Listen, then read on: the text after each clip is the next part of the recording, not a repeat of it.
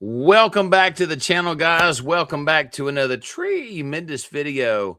I've got my partner in crime right there across from me on the screen. Yeah, didn't mean to poke you there, sir. Millions, how are you? I'm well, my friends. I'm well. Had a busy week here and a lot of bullish stuff going on right now. There's a lot of stuff to talk about. You know, there was a period of time where it was kind of hard to find the good stuff to talk about, but all of a sudden the garden has sprouted up and there's some incredible stuff going on in DeFi. So I'm super bullish. I am absolutely pumped and bullish right now. So it's been a good week, man. It's been a very, very nice week. How about you? Yeah, it's been good over here too.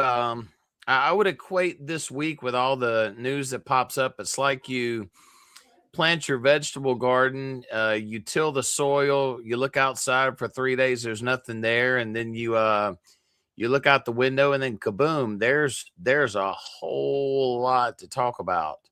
So yeah, it's, my gosh, it's everywhere. It's crazy. What is the overall market? Let's see. Let me see if I can it's looking it's a bit pants today. I think Ethereum's down like 5%. Bitcoin's down. Is it? Yeah, it's a little bit pants today, but certain protocols don't care about all that. So it's quite rare that you can sort of detach from that. Normally everything is sucked down with it, but I think some of the guys watching will know what we're talking about here.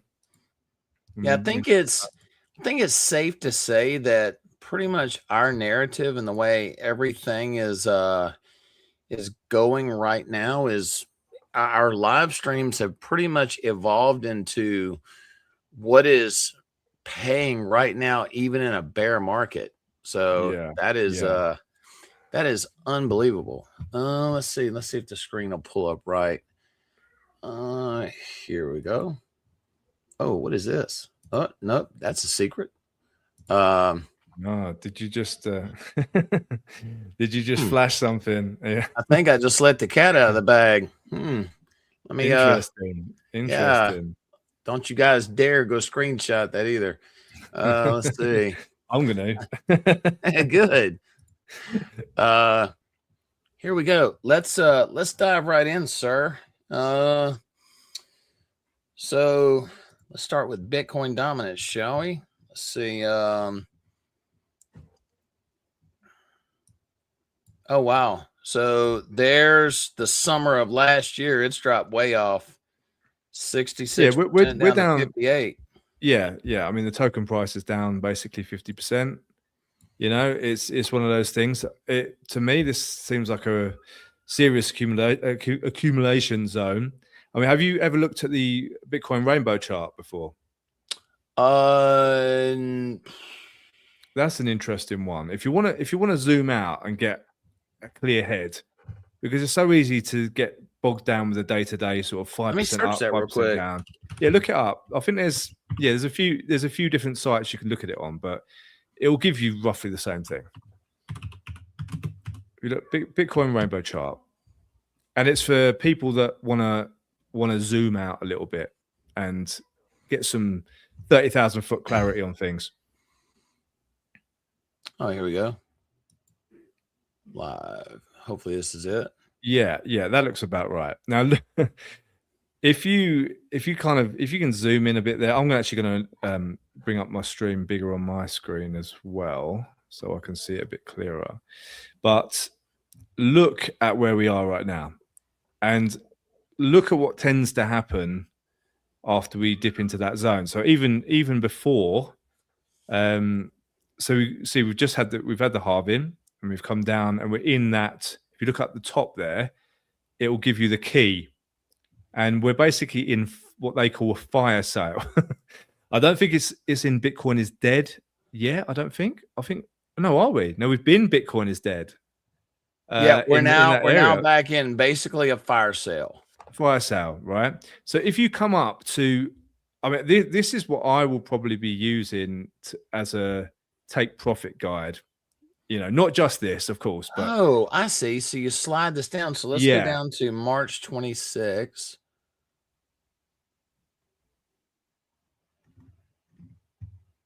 And we've never really gone into the orange zone. I mean, can you see what's happened in previous cycles where it's gone up into the red and sort of peaked up there?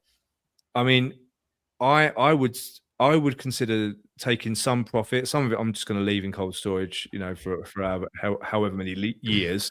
But there is a period of time, if it hits up in that orange area, where I would probably start to take some profits. Yeah, $439,000. Yeah, I would think so. There you go. Exactly.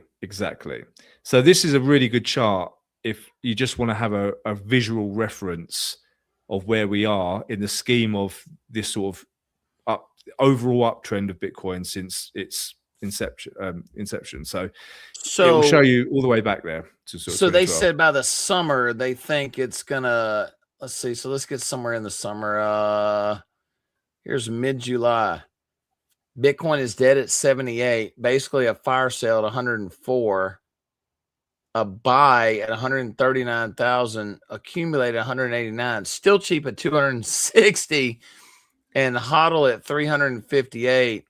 Is this a bubble at 494? Yeah. Right. Sell at 902,000. Gee, let me think. Yeah.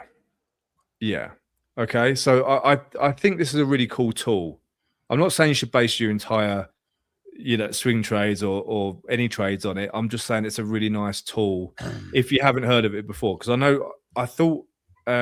don't think a lot of people have heard of it. Some of you guys might have done. Also, if you're in the chat, guys, let us know you're here, because we want to hear from you. We want to chat with you tonight. We want to hang out with you tonight. Yeah, we're gonna cool stuff to talk about.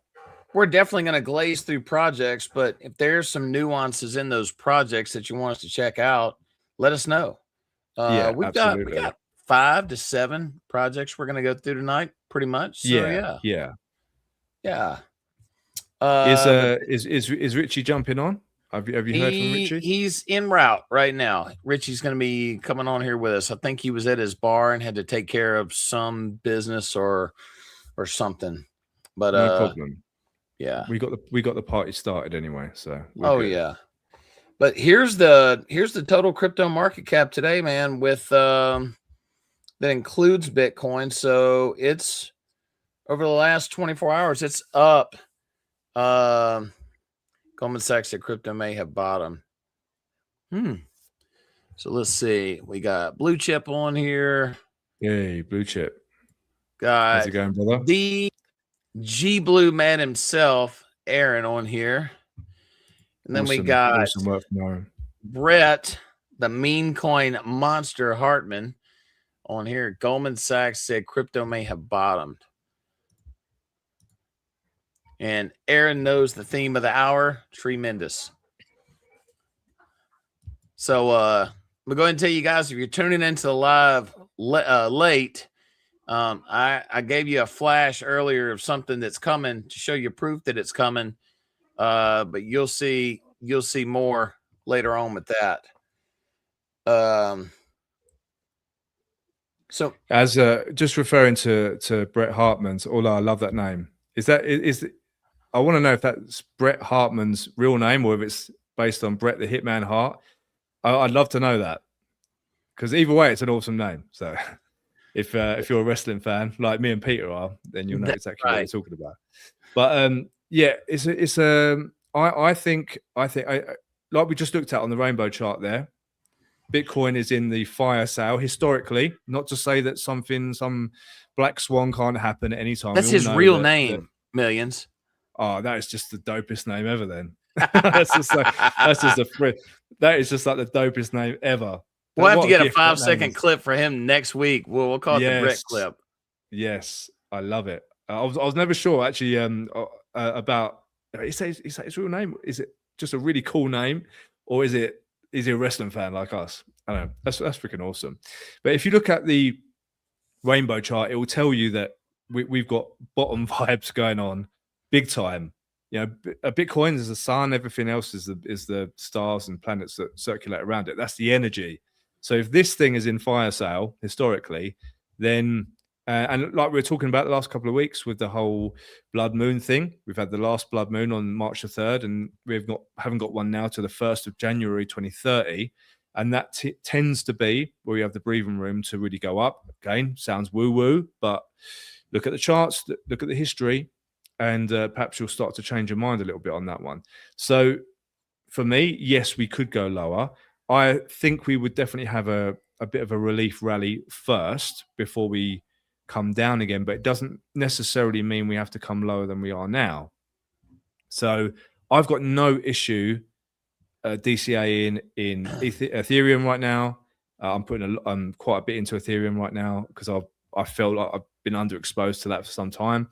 So buying some Bitcoin again for the first time in a long time.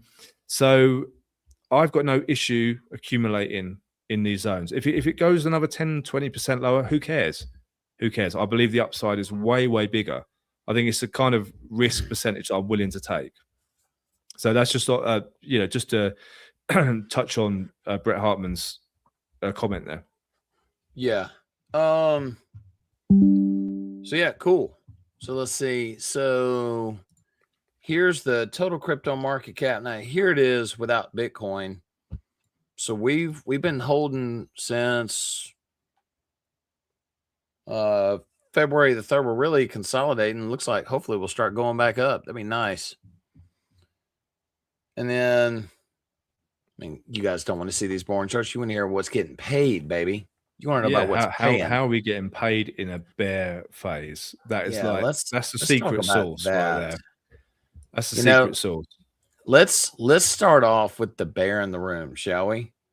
I'm talking. This is the talk of the town right now, isn't it? Oh, is it just? Actually, funnily enough, I recorded 3 videos today. I'm trying to get ahead of myself because I've got a really busy weekend coming up. Right. So one of them, I haven't edited it yet, but I'll probably get it out over the weekend. It's Blue Protocol. I touch on depth, but I did do a bigger depth video, I think a couple of days ago.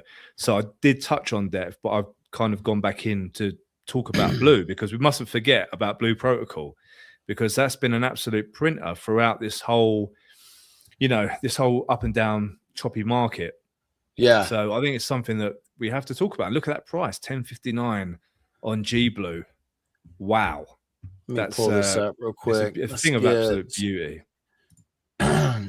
So here is, and the G Blue that we're talking about is on Abstract. This is a absolutely beautiful chart that when you come on here and you start basically down here, if you would have bought in at 633, you would already be up 67.59%, give or take. And that's without the auto compounding.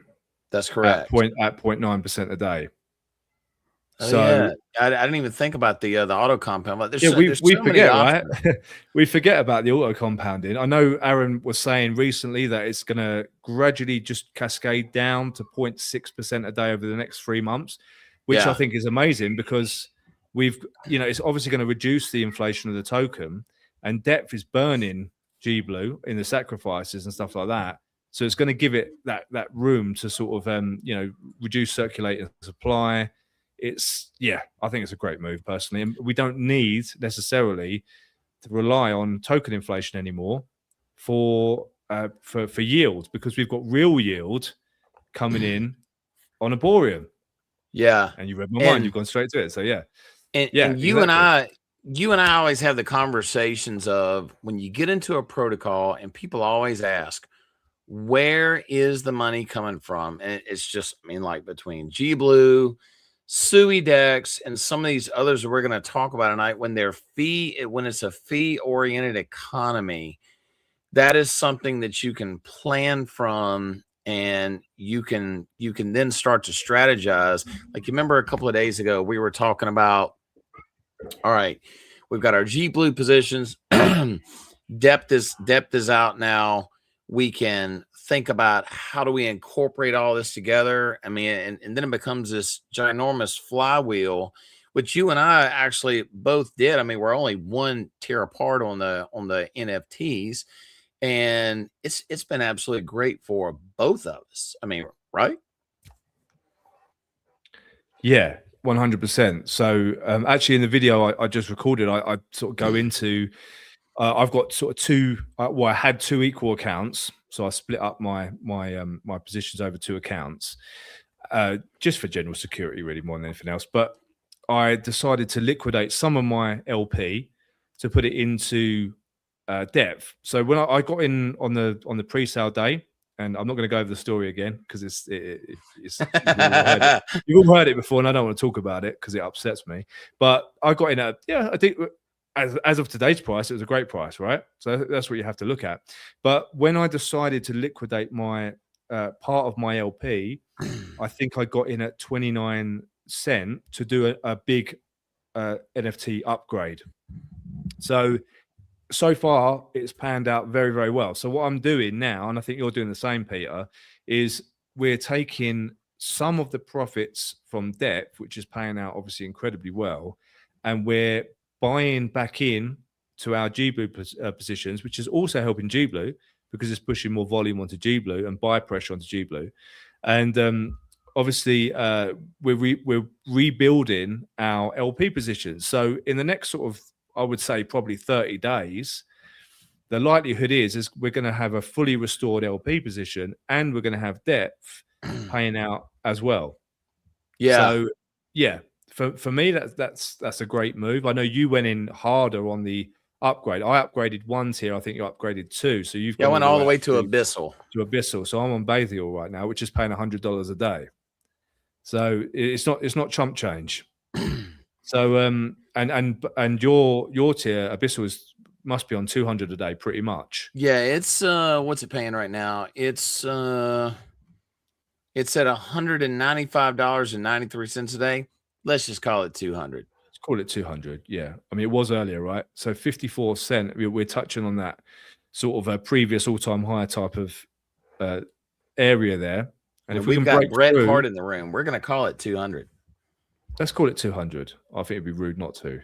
Yes. But we are up in that territory now where if we can break through that, we're going again into price discovery. I'd love to see that. Yeah, let's take a peek at depth, shall we?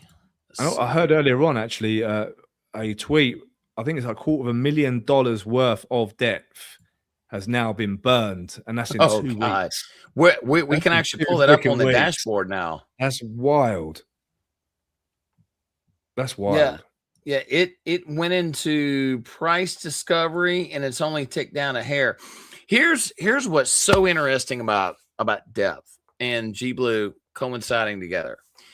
You know, the typical notion of, okay, it's gonna pump and then it's gonna dump. And I hear people say that stuff a lot. And you know what?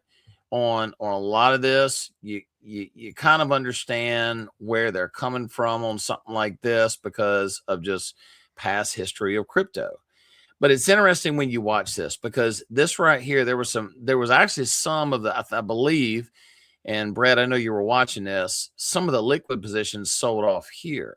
But what that did is people that are realizing that, hey, if I go here and start to upgrade, I'm going to get more depth here. They are actually, like, you remember how when we were talking, we said, man, if you just slam it all in at one time, right? Like you did, like both of us did, we could say we'll get it back quick. So I mean, and now there's a lot of people that have claimed a lot of depth and sold it, but sold it into GBlue. And if you're holding both, you're really shaking, like you're shaking one hand to benefit the other. Yeah, holding both is the secret sauce, in my opinion. Not financial advice, obviously.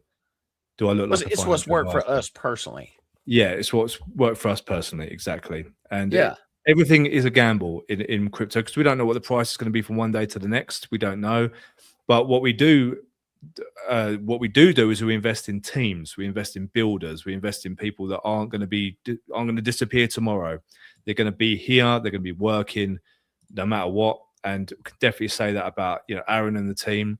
They have been relentless in their output, and I will support that all the way, 100%. So we're investing in teams. This is, you could say it's like venture capital, because we are looking at the team. We're looking at their, you know, what have they done in the past? What's the likelihood of success this time?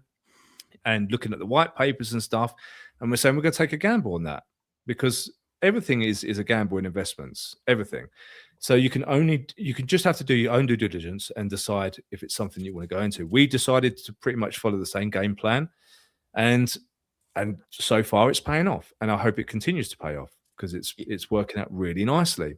And I think it's nice that we're giving G Blue a proper shout out tonight, because it's we mustn't forget that is like the cornerstone, and it set a beautiful foundation before DEF was launched. So I don't think you can launch on weak foundations, and G Blue has been fantastic now for some months. So yeah, big shout out to Aaron and the team. I love to give credit where it's due.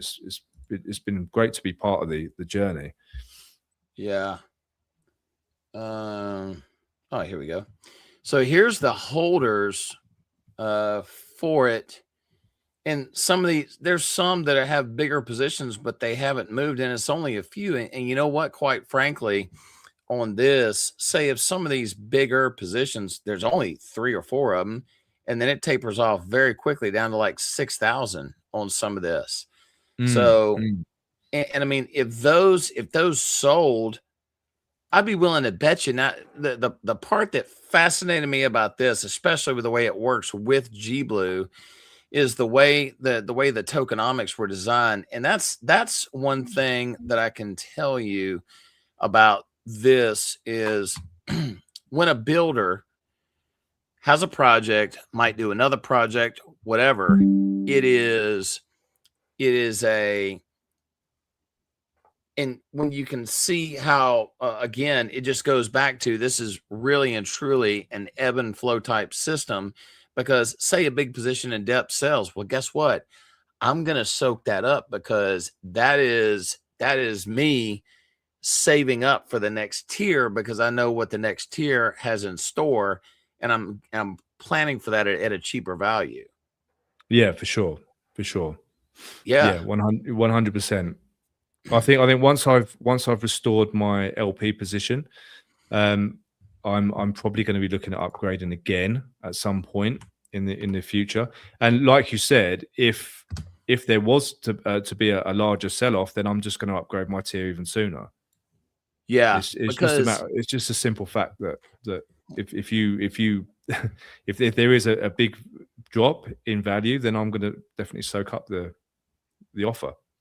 Yeah, because I mean, it's like in this, you think to yourself, okay, someone sells liquid tokens. What can somebody do with it? Well, somebody theoretically could sell it, but why would you sell it when you know that it's only going to help you to upgrade your NFT? So like right now, talking about time, 3438.28. So that's my net position. And let's go up here to the daily rate on this. So let's divide it by 195.9025. So in 17 days, I'll be back to where I have all my money back into my G Blue account, and then my LP is restored back to the original amount that I had in there. And then I'm still working on this, which actually what I'm going to do is, because this is something I didn't tell you the other day, what I actually am planning on doing is on here where the, so depth is about 2 weeks old, right? Yes. Yeah, just over 2 weeks, I think. Yeah. So let's see, Aaron, how old is depth? Put it in the comments, please, sir.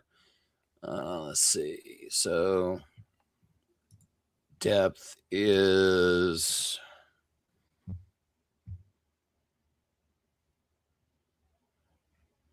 20. Wow, it's almost 3 weeks old. Doesn't seem like it's been that long. Oh, wow. Time flies when you're having fun. Yeah. So if you go back 3 weeks on this, Oh, wait a minute. Was it the pre-sale that was 3 weeks ago? Well, it says the chart is 3 weeks old. Right. Okay. Okay, I've lost a week somewhere then.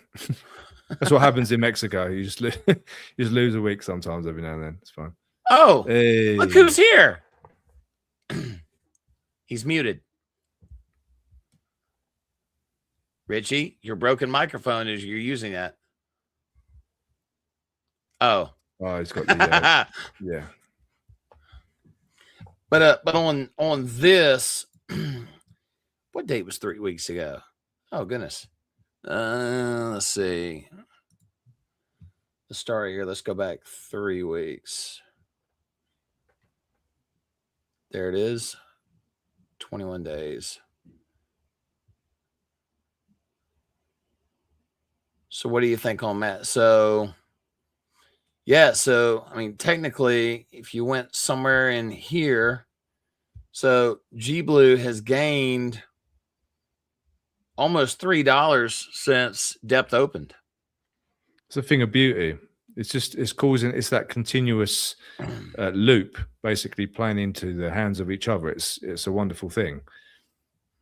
So I had I was going to say the sacrifices make such a massive difference to the output of the NFT. Yeah, it's just irresistible. You have to burn G. It's like I must do it. I'm going to burn it. I'm going to burn the hell out of it.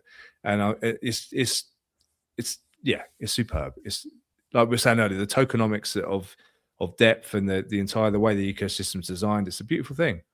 Yeah. So see, like on this, when I get to net zero, I would need to go another $3,000 in to really get the quantity of tokens back that I had before, theoretically on something like that. So that's kind of my arborist math on that. God help it. But you've actually been able to use your depth for a lot of things, and which is good, and that's a good strategy as well. Yeah, I mean, as I said before, I'm taking a portion every day and putting it back into the LP position, 100%. Right. That's a given. I always take a little bit of profit, and sometimes I would take a portion of it and just diversify a little bit. Maybe buy some Ethereum, sit on some Ethereum, build up some Ethereum. I'm going to go into some other sort of yield farming strategies, stuff like that with that. But it just gives you the ability to just keep on pumping the ecosystem. And yeah, it's been great. It's been a great. I thought it was 2 weeks, but apparently it's 3 weeks. It's been superb.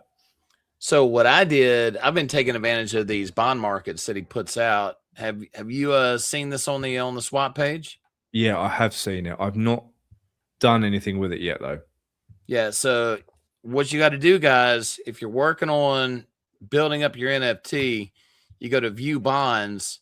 And if you go over here, like right now, depth in the bond market is at a 3.52% discount from what's in the open market. Right. So the thing with that is you just have to wait. Is it 2 or 3 days until you can get access to it? But it is actually 2 days. 2 days. 2 days. And something that's interesting is there's a person that I was talking to that's wanting to do a second wallet, but what they said is they're actually using the bond market, and there's there's a sell tax and a transfer tax. But on this, what's interesting is there's no transfer of the unredeemed token. There's no tax on that. Right. So they're sending that over to the other wallet. Mm-hmm. If I was actually going to go on vacation and be away from the internet talking about G Blue, I would actually, I don't know where to find it, but the auto compound vault, I would actually put it in there for a week and let it just compound the ABX rewards. Yeah. And that's easy to do too. You just simply unstake it and put it in the auto compound vault. Yeah, it's super straightforward. It's just you know, those ABX rewards are constantly coming in every single day. The depth rewards are coming in every single day. It's nice. It's nice to be able to sort of complement each protocol. You know, it's many options, so many strategies, so many options, and the fact that with depth you can get them for free as well. So I think there's been like almost 9,000 minted now of the vaults, and let's see. There's I know a lot of people would have minted the free one because obviously why not? Why not get the free one? It prints out sort of 0.68 depth a day. So why not? 8,937 so far. Wow. So it might even hit 9,000 while we're on stream tonight. But yeah, a lot of those people are going to be at the free level. And I think we're out here showing people our accounts. We're not hiding anything. We're showing people some of the phenomenal returns on this thing. And people are going to want to look at, like they already are. They're going to want to upgrade. They're not going to want to be on that free tier forever because you're not going to 0.68 depth. If depth was $100 a piece, which I hope it goes to, but you're not going to get much out of that in the long run. But I think it's a great way to get eyes on it. This is obviously working because 9,000 NFTs in what, 2 or 3 weeks. It's insane. And people like, talk about Abstract being a small chain, or should they have done that? Well, they're dominating Abstract right now. They're dominating, and there are eyes all over this thing. So every single person that downloads that mints a free NFT is a future customer in terms of for the protocol. They're a future buyer of the depth token. Even if a certain percentage of them do it, it's going to be the way. So it's what a start. What an insane start it's been. So anything else coming through in the chat? I'm just trying to let's see. Yeah, there's quite a bit. Let's see. Let's go for the chat. So Brett recently started accumulating Monad. I've never dealt with Monad. What about you? I've heard of Monad. I know that there's some decent yield farming positions available with Monad, if I'm not mistaken. I don't know much about it, but I have heard of it. I haven't got any positions of it, myself, but I have heard a few people talking about Monad, especially who are doing some yield farming and stuff like that. So, yeah, but I'm gonna. It's on my list of things to look into. My list is getting longer by the day, but yeah, I'll check that one out properly.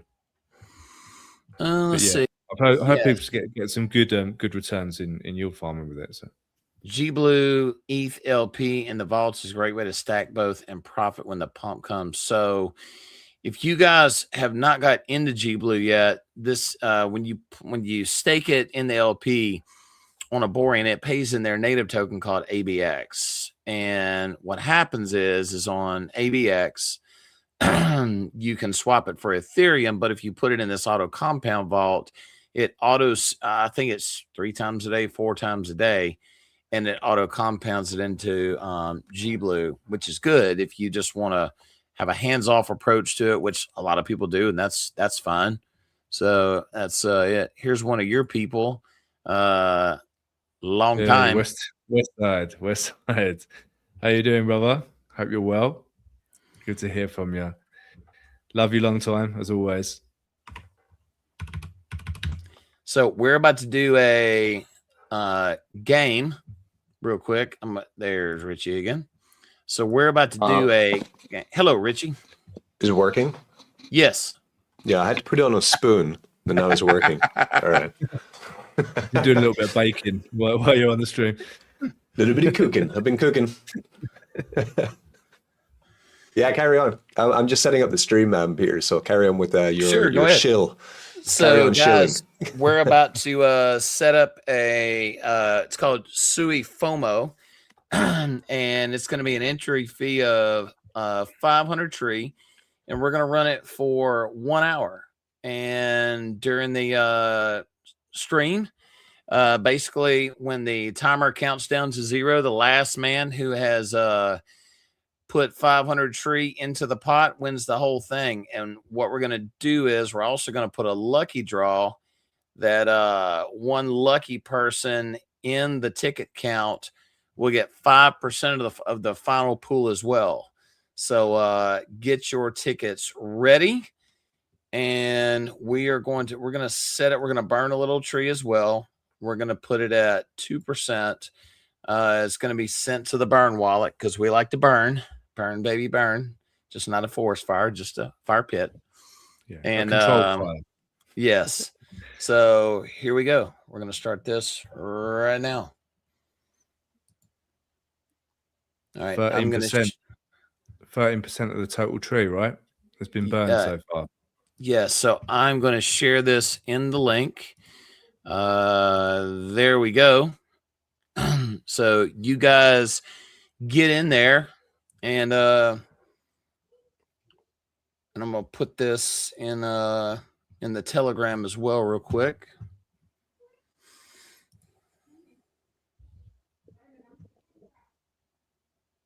homosui.com. That's where you are, right? Yeah, you were showing me this earlier, right? Yeah, it's really cool. They have a token as well, right? Yeah, and victory tokens added on there as well. Nice.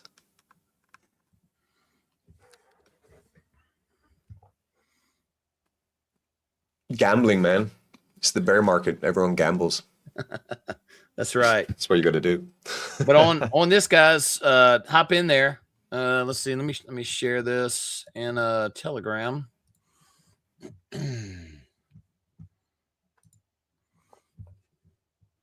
So there's 1 hour.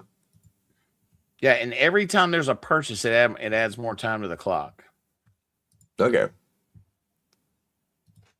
And what's the minimum? 500 tree.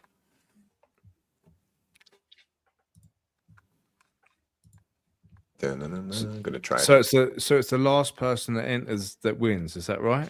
That's correct. Right? And every 500 tree that's put in for the raffle is added to the prize pool. Right. And every time trees used, it gets burned. Every time a transaction happens, it's going to burn. I think it's 2% of the transaction, something like that. Wow. Okay, that's cool. Yeah. Yeah, I was reading on Telegram or X that trees like crossed like 13% of the total supply has been burned. Yeah. Let's see, we crossed, let me find it. There's like 900 million left. Is that right? Like 900 million. No, we're down to 870 million. Let me find it. I just posted it. Let's see here.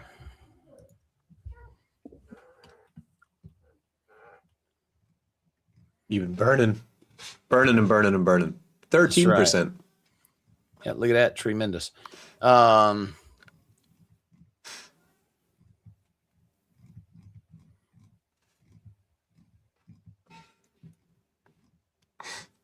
Can you hear that, by the way? There's like mass construction going on across the road. They've got the guys, can't hear nothing. They got the guy's window out. There's some guy hanging off the side of the roof. There's a ladder all the way up to like the 6th floor. Like honestly, in China, right, when they do like, oh, I'm gonna maybe redecorate, like they rip the entire thing out, like everything. They just rip everything out, right?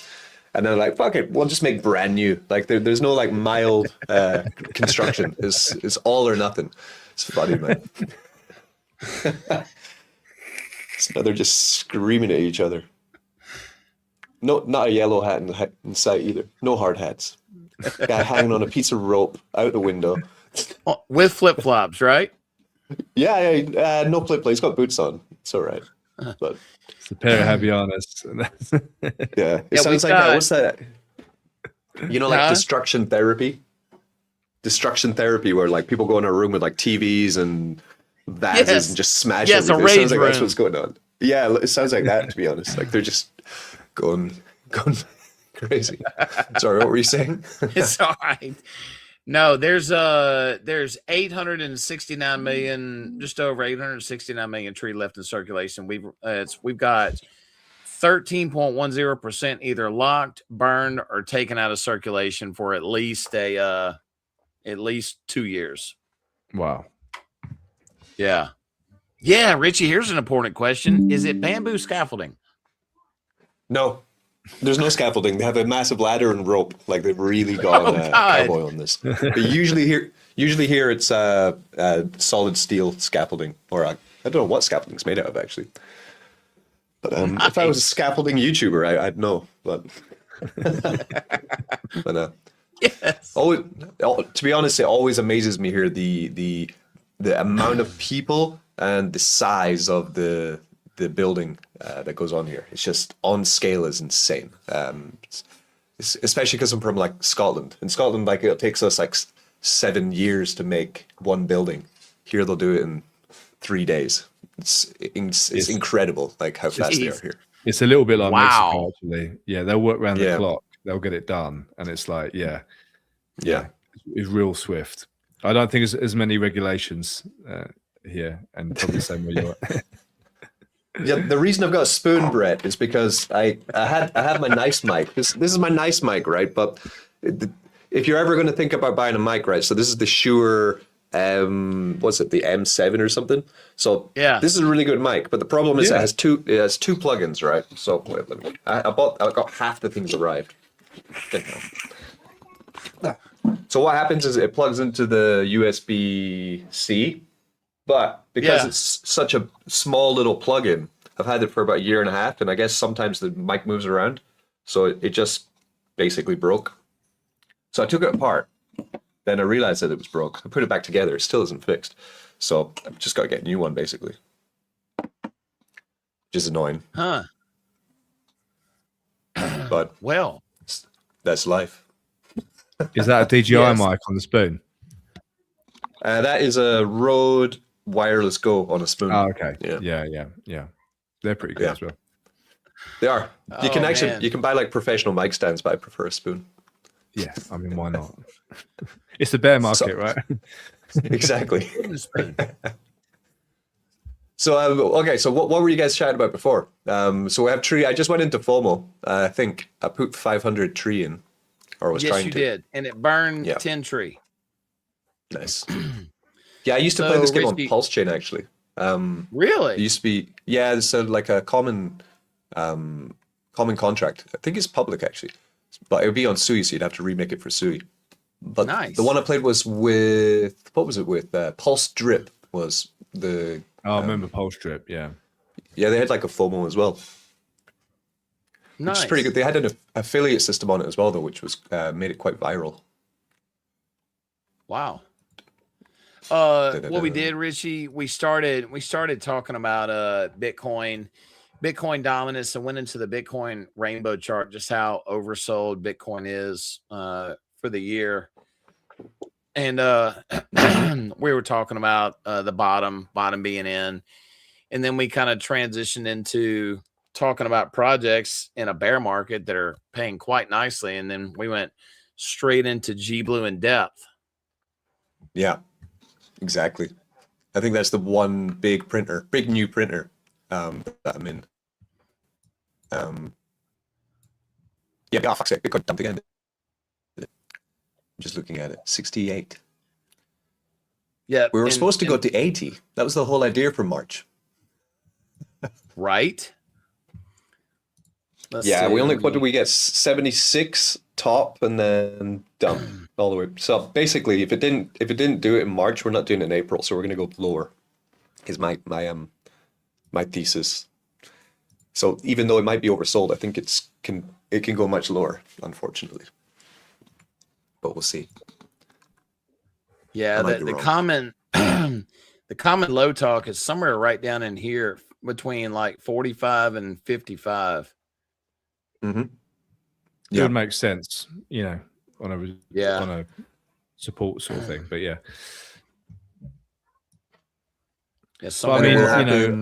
right in there. But it'll happen so slowly and then suddenly all at once, as usual. Yeah.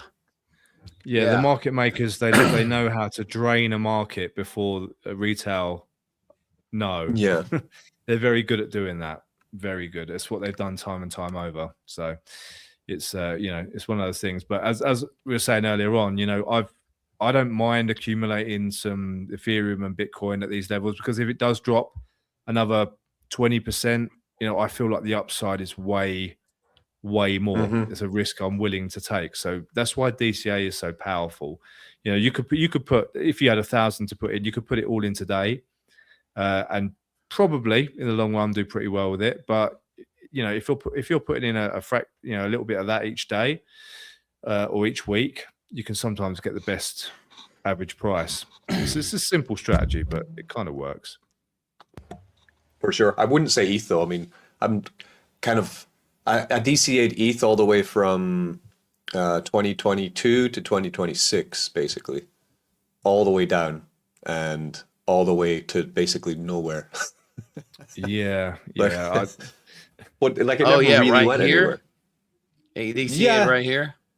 No, like 2022 after the dump, so it went down to quite low. I think like 1,000 or something. Yeah. Yeah, so it went from 1,047, 879. Wow. Yeah, but I was still DCing when it was kind of getting up to like 3, because I thought it was going to go to 8 was my target for it, but it never got there. It didn't even. It barely got higher than the last cycle. So there's something really wrong with ETH. I guess it was all the layer 2s, right? Taking attention from it. All these new coins. Possibly. Yeah, I've never been a big ETH guy. I've accumulated a little bit on the dumps of over the last sort of few months. I've always been more of a Bitcoin guy really than ETH, but I've got a bit of exposure now, so we'll see how that plays out. I guess it has been kind of stable. Not massively. I mean, look at that chart. What's that, like 5,000? When was that 5,000 high? That was 2025, August 24th of last year. Yeah. You can see where AJ created DexFi, man. Down. Yeah. Good timing. Right. Right. You can only do what you can do. No one's got a crystal ball, you know. It's like one of those things. Hell, this is the one that I still look at and go, man, to have a crystal ball, that right there. Oh, that's painful. Yeah. Yeah. I'll quote Richie. Jesus H. Christ. Jesus Christ. Yeah, but I mean, we can't go much lower, but we could. That's the thing. Like, I don't think like, because the bear market has to rip all hope from your soul, right? You need to be in a point holding the coins that you've chosen to hold and be like, oh my God, like I'm definitely like, I think this might actually be a scam. I think that like everyone's just going to give up on this. This is just not, I've been wasting my time for the past, years. I've been doing this. I can't believe it. Like, how do I tell my wife? Like all these things go through people's heads at the bottom of the bear market. And then of course it gets better because it will stay at the bottom for a while, then start going up. Yeah. But we haven't reached that point yet. Absolute complete collapse is what needs to happen. So we'll see when it does happen. It will be we'll know about it. We'll know. Yeah. But on a better note, this bad boy right here, G Blue, has been an absolute printer. Ever since it launched. It's been nice to be in it. Richie, what we were talking about on the how it used to be 1.7%, now it's 0.9. He's gonna chop it all the way down to slowly to, what do you say, 0.5%, Millions? 0.6. Okay. Oh, I didn't know that. Okay. Yeah. Over 3 months. It's going to do it over 3 months. So basically it's going to be 0.1 per epochs. There's like 6 epochs a day, so it's going to be 0.1 of those a day. Okay, which is really still insane, good. which is still great. But obviously, it takes some of the pressure off the inflation and allows depth to burn G Blue, as well. And we're not relying on this, this anymore because we've got real yield coming in from Arborist. So it's I think it's a nice balance. Yeah, like to be honest, sometimes I forget that G Blue even compounds. Yeah, exactly. It's always in an LP, and it's kind of hard to track an LP when it's compounding, right? Mm-hmm. Yeah. Then I guess also it's actually compounding on Binance Smart Chain, not on Abstract, because then when you unwrap it on Binance Smart Chain, then you see the compound effect. Yeah, because on here, index is like if you one G blue is 43 blue. Yeah, so that's how many you'd have. So Did they call the raffle for the lottery for the depth? yeah, you won $100. Did I? Cool. Where do you see that? Should be in your wallet, or else you got to go. You should have landed in your wallet, or you should be able to claim it easy. Okay. Yeah, Aaron said they've all been sent out. All the prizes have been sent out. So yeah, if you're a winner, you'll have it in your wallet, whichever one was linked, I suppose, to the TG bot. Nice. So check. you abyssal Confirm. man, you.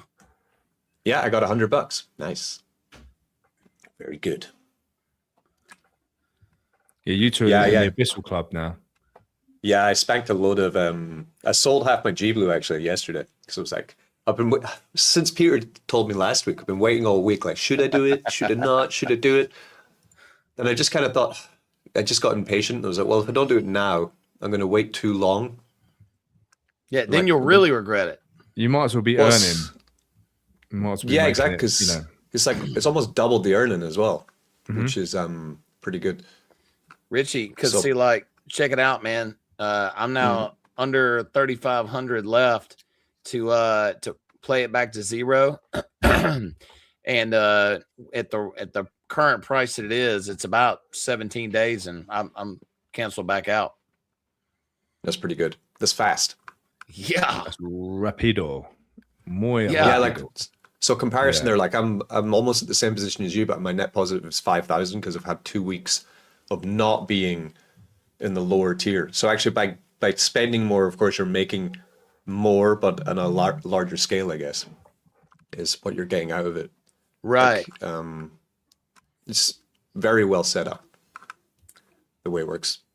Yeah, nice. I'm getting FOMO now. You two are in the Abyssal Club. I'm getting FOMO now. Come on, big Yes. boy. It's nice down there. Yeah. Do you hear the music, Richie? You got the music, right? Yeah, I can hear the music, yeah. The tiny violin. Yeah. the spoon That's right. violin. He's down there right now calling up little blue depth tokens everywhere Nice. because he's a good dev. I think I'll be joining you guys soon. Oh, Richie, this is a question I asked Aaron about the other day. This right here, the +3, +8, +15, he is tweaking this in some way, shape, or form. If you're completely, I don't remember what he said, but he's doing some kind of a tweak to this to make it even better. Okay, interesting. Yeah. Now, what that was, I don't remember because that was the other day, but yeah. Things move fast. Yeah. Did you max sacrifice? No, yeah, I've got to burn some more G Blue, but I don't want to burn any more of my G Blue, which means I need to buy more G Blue to do it, which is kind of the point of the whole protocol, right? Yeah. So I was looking at G Blue and like, oh well, now it's about like watching when it dips essentially.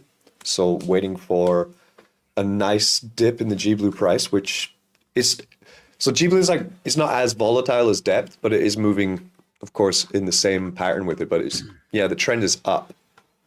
So it's gone 4.6 floor to $10 now. So it would almost seem like you would have to make the play when Ethereum dips. So that's almost might be the plan. Because if So you for go now- full G Blue sacrifice, it's $192 a day. Yeah. Well, I've got $100 I just got from the raffle thing, so I'll spend that on G Blue, Okay. and then use the AB. I don't want to burn the G Blue that I have earning though. That's the thing, so it's just forcing me to buy more. That's the thing. Very smart, Aaron. Yeah. He's a smart man. Yeah, we're at 53 cents right now. Wow. I was telling Millionz the other day, I would have loved for it to hold 30 cents. It's way above that. Yeah. Yeah, I need 65 G blue to sacrifice everything. Jeez, that's how It's much? a lot of G blue. Yeah. What's that? 65? 65? Wow. $650. Well, over. Yeah, exactly. Jeez. Yeah, it's not a cheap game. I mean, this what I quite like about it though. So but then I can burn like 7 G blue and get a 24. Yeah. 24 more depth a day. The thing is, I mean, obviously at these prices, yeah, it's $650 to do it, but you're making $200 a day. Yeah, so it's like exactly. It's like, yeah, I mean that's like what, 1,400 a week. Yeah. I mean, there's a lot of people that got this. If only we could have got these prices like on launch much cheaper, Millions. Yeah, mate. Honestly, I still have. Ooh, salt in the wound. Ooh. I was trying not to talk about that tonight. I thought, you know, I'm gonna have a night off. Yeah. No. Unfortunately, but it's been a crazy week actually. Like, we were talking about like depth, like last week when there were like 400 people in it or something, and then in 1 week it's gone from 400 to how many now? Oh, it's 8,951. 9,000 pretty much. That's crazy. 9,000 is wild. That is crazy. Look how much depth has been burned. 664,590. Wow. What's the value on that? Huh? 600,000 depth. So it's 185K. 185K, yeah. Just over it. Wow. And see, the emissions is only 59.43K. So, wow. Yeah. That is nuts. And see, that's the thing. There aren't many people at, or even Bayhill level. I think there's only about 15 at there. But I mean, when you go to Abyssal, there's got to be only a handful of people in those areas. 16 people. Yeah. 1 Haydal and 1 Trench, and then nothing more. Oh, Trench is the last level, huh? Yeah. So one at the last level. How the hell do y'all say it? I say Bath y'all. Bath y'all is 19, and then Richie, we're one of we're 2 of 16 in Abyssal. The statistic I'm actually watching the most though is the ones in shallows, right? So you have 8,568 free mints. Well, some people paid, but a lot of them are free, right? Which is 95.7% of the supply of the vaults, right? So this has to convert into reef at some point, right?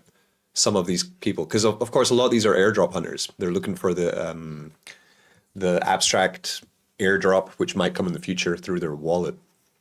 So because they're set up and getting XP for minting a depth soul.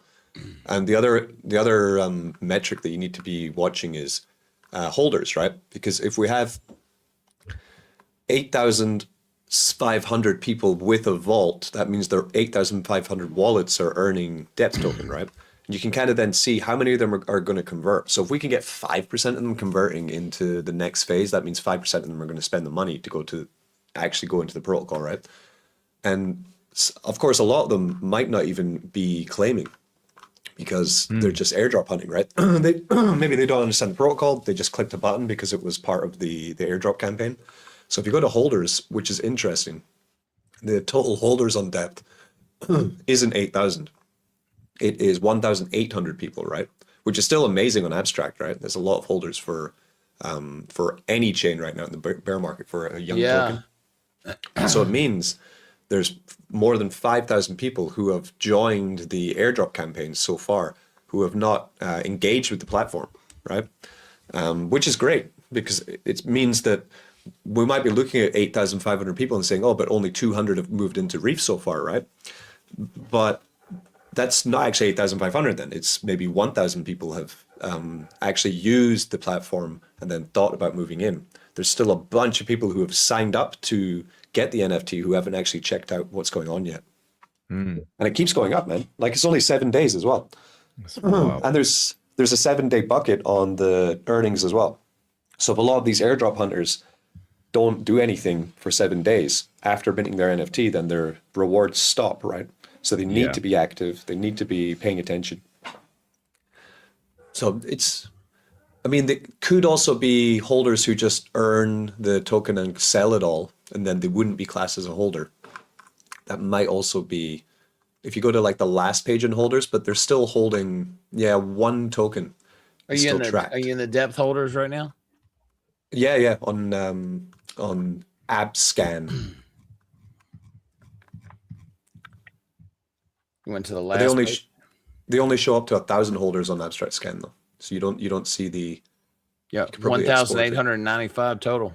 Wow. Yeah.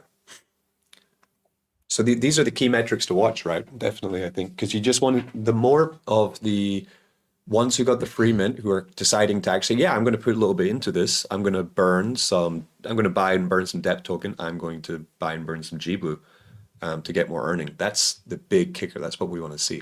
So more of these going into Reef. Definitely.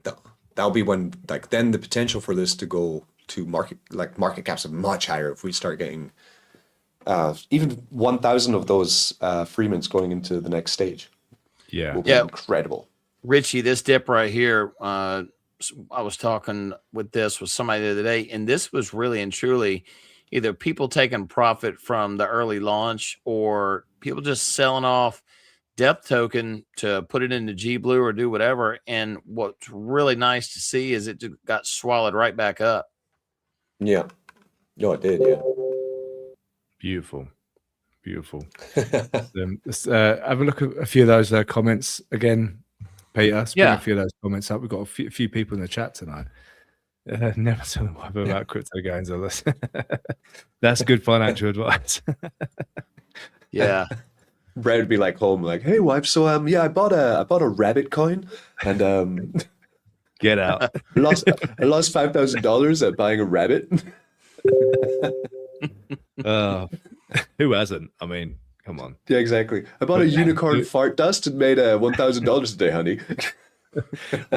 We're going out for dinner tonight. Red panty night tonight. Blue chip. You have to reach a low of hiding in your garage to watch crypto. Yeah, exactly, man. Yeah. That's the bottom indicator. If you find yourself cowered in your garage watching crypto videos where no one else can hear you, you know we're at the bottom. So that's definitely. I think we should actually make an actual chart on TradingView for that. Yeah. You'd have the pizza chart, and then you'd have the garage crying in the garage chart. Let's do it. The boys. Be a hater. I hope you're good, brother. Thanks for tuning in. Oh yeah, man. This is my bullish cup. You can tell I'm bullish when. That's what I'm talking about. When this comes out. Richie, do you have cups like that at your bar? What are they? Show me the cup. I'm just checking. Oh my god, this tropical. It's nice. I mean, I don't have a cup like that. I can get some sent over to you. I'll get some Millionz branded on it. We can do a deal. Could sell some. That's a good idea, actually. Millionz cups, tropical cups. There you go. You could pina colada in there. You could put pina colada, Mai Tai, Singapore Sling. It would all work. Yeah. In this cup, everything would taste 10 times better. It would taste, and this is electrolytes. And it might as well just be a mojito. It's just amazing. It just tastes great out of this cup. Yeah, very bullish. Yeah, today was a pineapple Saturday for us around here. Pretty good. Pineapple. What happens on Pineapple Saturday? Cider. Pineapples. I thought you said Pineapple Saturday. I was like, well, we could do a pineapple cider. Pineapple He's had cider. so much he thinks it's Saturday. Yeah. Apple cider. Apple cider. Yeah. No, you said pineapple cider. Yeah, I did. Yeah. Pineapple cider. I've never had that. Well, that's intriguing.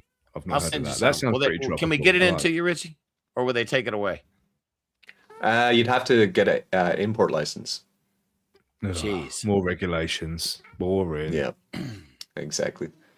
Not going to happen.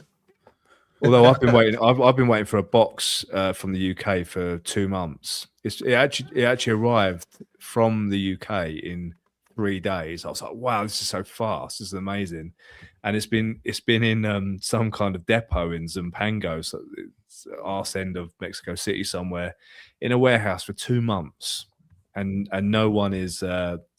There's basically nothing I can do about it. So yeah, I'm not going to laugh at import stuff because I'm still waiting. But yeah, what's in the box?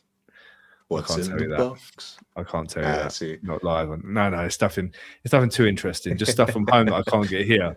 Some, I'm from the UK. We like tea. There's certain teas we can't get here. There's tons of stuff like that. And yeah, 2 months. So anyway, I'm sure it'll turn up eventually. Yeah. So is it pretty hard to get like British stuff in Mexico?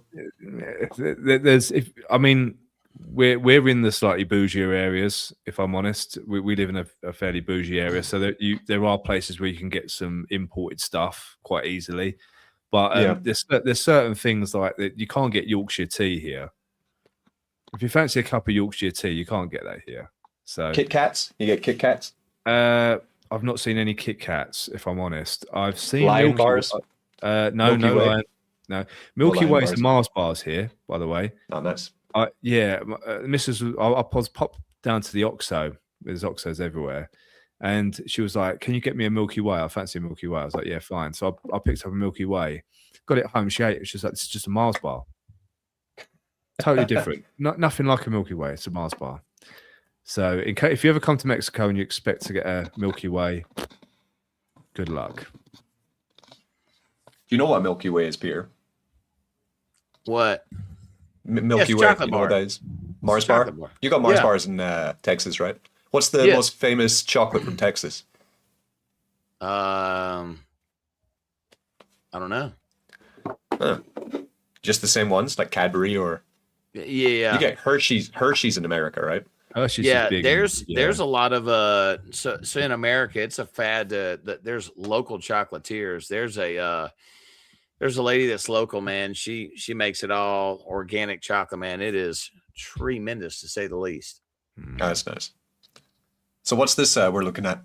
So this is Garden Battles. Got this from the dev about an hour before going on board. This is the interface. I'm looking to do a demo of this weekend, but this is basically you'll connect your NF tree to this, and you'll start on one side. You'll have to have an opponent online on the other side, which will coordinate battles. And then what happens is it'll give you your results on here. So basically, the entry fee is going to be 3 SUI, and the winner will receive 5 SUI, with 1 SUI supporting the liquidity token buyback program. So that's how the game is going to help buy back tree token to support and hold the price. Nice. This is the game that will come out right after the NF trees mint out. Very nice. Yes. Is this the site that Jade's been helping you to work on, or is he doing the contract? Yeah, Jade's Nice. doing phenomenal work. I'm gonna give you let me stop this, and I'm gonna give you a quick preview of one more thing. Let's see where to go. I've got my spoon on a stick now. It's a spoon. It's definitely bear market. Yeah.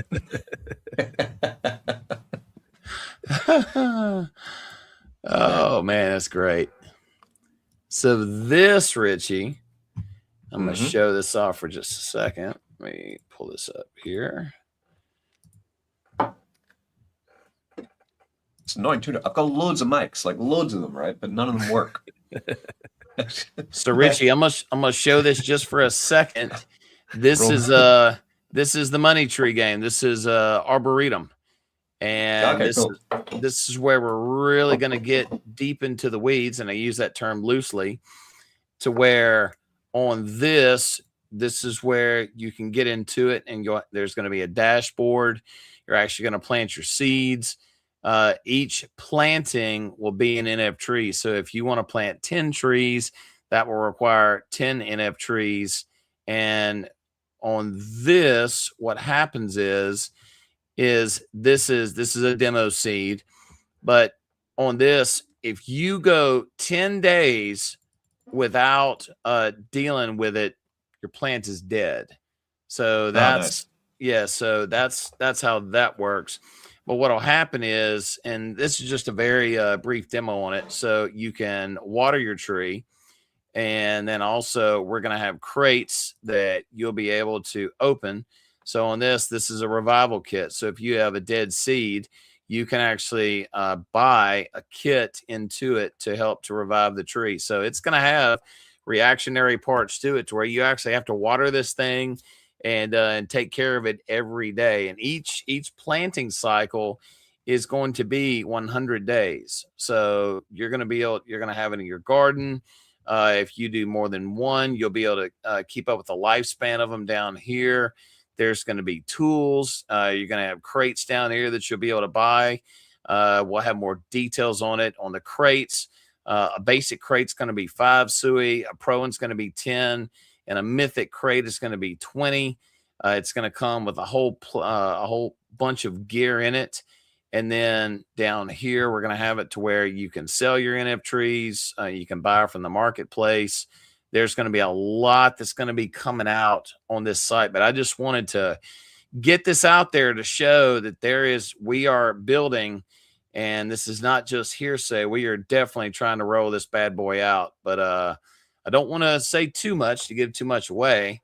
We're Jade's doing his thing on the back, and this is what I wanted to show everybody tonight, to show we are definitely rolling along.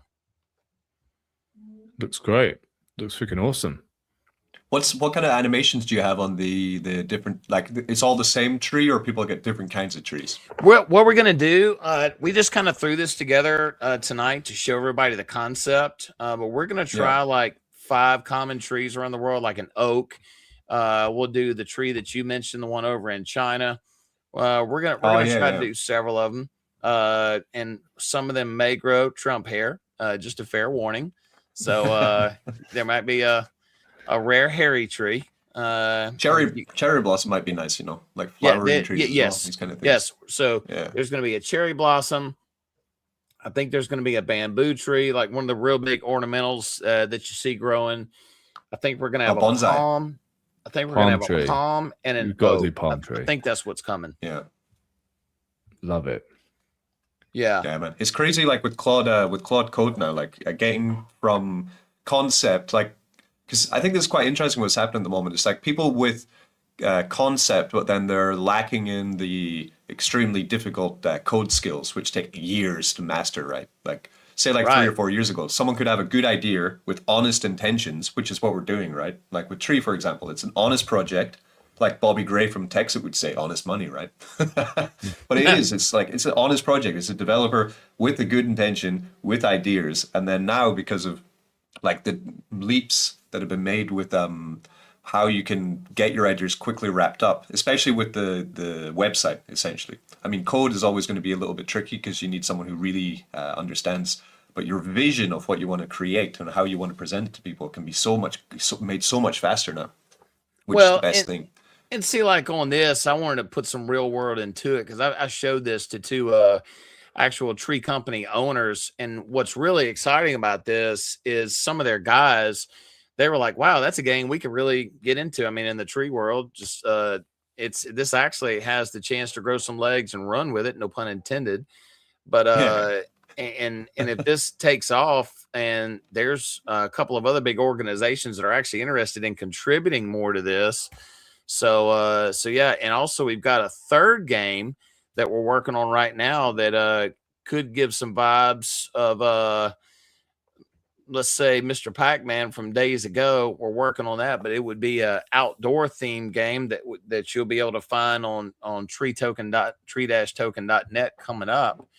But this is what we're working on, and I'm really excited to show this to you guys.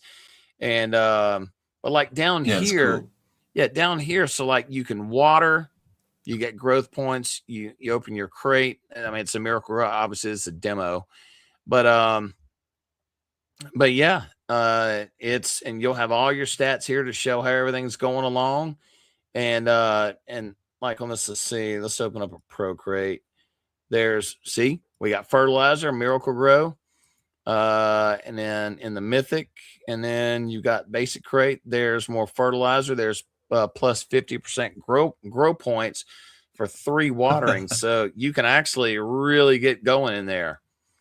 and we're gonna have a scoring system on this to show a little bit more about it. But I just wanted to kind of get the overall concept out there to you guys to show what we're doing on this. So it's not a racing game, it's not Fortnite, but it's something that you can definitely get involved with, and it's something that's not just one day in and out. It's something you can stay involved with. Nice. So the entry. Oh, sorry, carry on. No, you go ahead, mate. I was just wondering. So the entry to this is you buy the NFT and you stake the NFT and you're off, right? Correct. So yeah, I was going to ask the same thing basically. So yeah. Oh, really? Okay, cool. So basically, to get into this, you buy your NF tree, and that way you control one planting. But if you want to earn more, you can buy another NF tree and stake that. And that is where down here, that's where you basically plant your seeds. So each NF tree will represent a planting that you put in here. So that's how that would work. right. Yeah. Love it. Love it. And then you're earning tree, or you're earning another token, or your NFT is getting more expensive. Well, that is what we're going to reveal coming up, because if you look up here, there is partner token rewards that we're going to be giving out, and it will be very victorious, shall we say. So that sounds good. Yeah. So we are definitely looking forward for this whole ecosystem, or as we like to call it, the Trico system, to just support SUIDEX and SUIFARM and just make it even more robust to where we can keep that going. We can pay rewards out to our NFT holders, and they're still, and it gives them even more of something to do with their crypto, their wallet. I mean, that's what people want right now. Hell, they're bored. It's a bear market. You know what I mean? Exactly. Yep. Exactly. No, this is nice.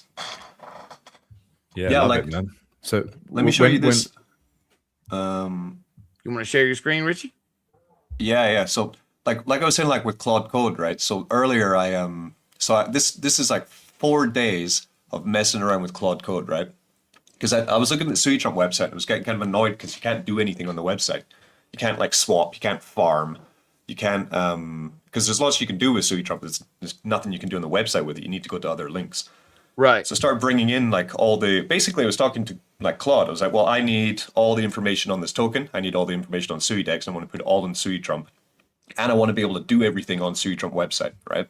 So then, and I want to make the website like easy as hell. Like anyone can just look at it and understand. So you'd like connect here, then you're connected to your wallet.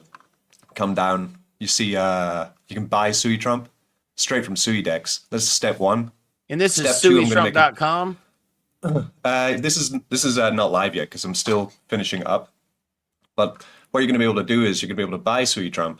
You're going to be able to buy and zap into SUIDEX, and I'm going to make an auto compounder as well. So you're going to be able to buy and put it in SUIDEX, and it's just going to run, essentially, sell the victory into SUI and SUITRUMP, put it back into the LP, put it back into the LP. So, nice. There's all these things that like I want to do with the token that I was being held up with the development team, essentially taking too long to do it. So I thought, well, how long does it actually take to figure all this stuff out? Apparently, with AI, it's not rocket science anymore. So this would be like the section where I'll have essentially 3 boxes. One is just buy it. One would be put it into LP, and the other one would be if you want to auto compound and just run it, right? And once this is ready, I'll just open source it, so then other people will be able to use it. For example, with Tree, you can do the same thing. Right. So you'd be able to pull the stuff from my GitHub, put it in your site. You'd have like your own tree mod, like buyer, tree LP, zapper. Yeah. Then like I like how I managed to like make the colors change as you go down. This took ages. A lot of prompting. It's like a lot of prompting. Burn tracker can track the burns in SUITRUMP, and then some largest holders will go here. Who's holding the most SUITRUMP? Who's got the most LP? These kind of things. Raffle stuff not finished. Other things like, but it's incredible what you can do now just with an idea and a vision, and then just start like playing around with different tools to get there, right? Like can really speed up production. So I'm looking. So I think in another week this will be up and out. Wow. So I'm looking forward to that. Yeah, Very cool. And Very cool. all this was using a Kling. It's like a Chinese video maker to make like this GIF. So I just gave it an image, and then it just made the GIF for me of like the walking thing. And then a bunch of sites, like there's like this one, which is what's it called, 21st Dev, where they just have. These are all prompts, right? So like say, for example, you like, I like this background, right? This background's cool. Like it's got like swooshing stuff. Oh, sorry, I'm on the wrong, it's got like swooshing stuff. Like I really want this on my site. This isn't actually graphics. This is a prompt. So you copy the prompt and then you put it into your AI and then it will make it for you on your website. That's wild. Wow. Yeah. So this is a prompt library, like this one I used. So I just copied the prompt and then I went to the website and it's on the burn page. So actually in the background, that's what's in the back there, the smoky effect. It's just, I just copied the prompt and then went, boom, took me 3 seconds and it's That's completely nuts. free.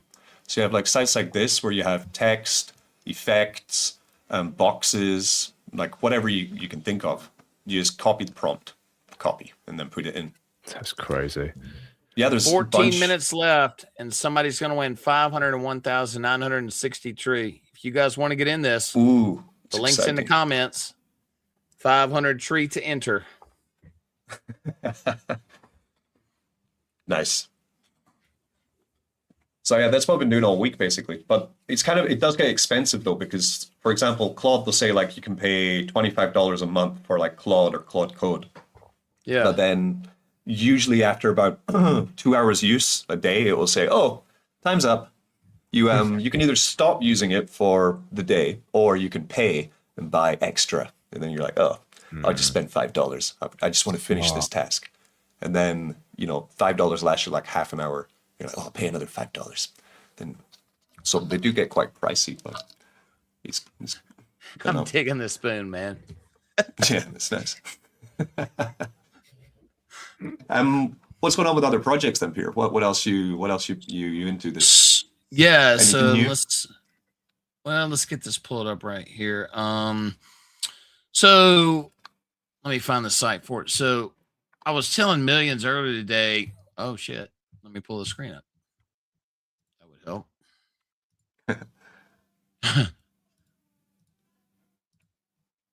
There we go.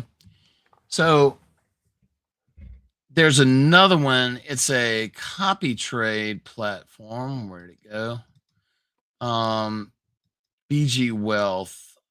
We talked about this last week, didn't we? BG Yeah. And here's what's interesting. So give me 1 second while I pull this up.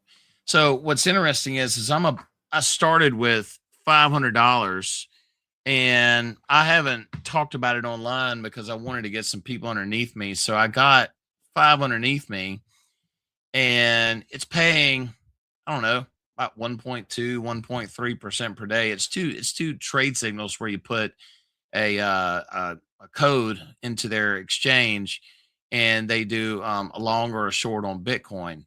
And basically they've got all these people that go in there and do it. So I started looking into it because you know the old question, where does the money come from? How do they pay out, et cetera, and so forth. So what is the platform that you two guys are in to where when you pull your money out, they want to charge you like 20 or 30%? Which one is it? Oh, that's Aurum. Is that the one you're in, Millionz? No, I jumped into Arbcore. Okay. Baltimore. So on this, what they do is they make you run 50%. I think it's like if you put $1,000 in, they want you to run $500 worth of transactions through, and then they won't charge you a 20% fee to pull the money out, but they charge a standard fee of 12% to pull money out. Well, I mean, if you run it long enough, whatever, but that's where they're making their money from, apparently. Similar to Dex bonds, then I think they're 10%, but then that 10% goes to everyone in Dex bonds. I guess this one goes to the dev team, right? Let me pull a Dex file real quick. Yeah, Bonds Dex are cheap right 5 now. Bernard bonds, it stays in the protocol to carry on paying people out. So yeah, Yeah. it's not a dev fee, that one. Yeah, there we go. That's the lowest I've seen the APR, Yeah. but the volume's just so low. Yeah, exactly. Oh my God, they're $35. Or you're getting down to my P&L. Mine's at like 57% minus now. Yeah. But we're getting, the lower we go, the more I kind of want to buy more of them. Yeah, Yeah. exactly. I'm going to within the next 2 or 3 weeks, I'm going to start buying more of these. That's too cheap not to. Like extremely too cheap not to. Cat fight. Yeah, exactly. Always the tabby cat is always bullying the black one. Always.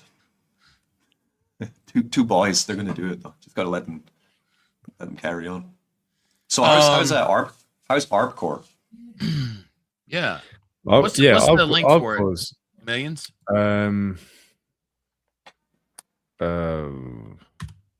Yes. You got me there. Arbcore is it .app? Hold on a minute. I'm in full screen. Let's have a look. That's it. Is that it? Oh, there we go. ARPcore. Yeah, arbcore.app. I'm not going to show you my referral link on here. I'm better than that. Do it. Do it. Do it. Yeah, do it.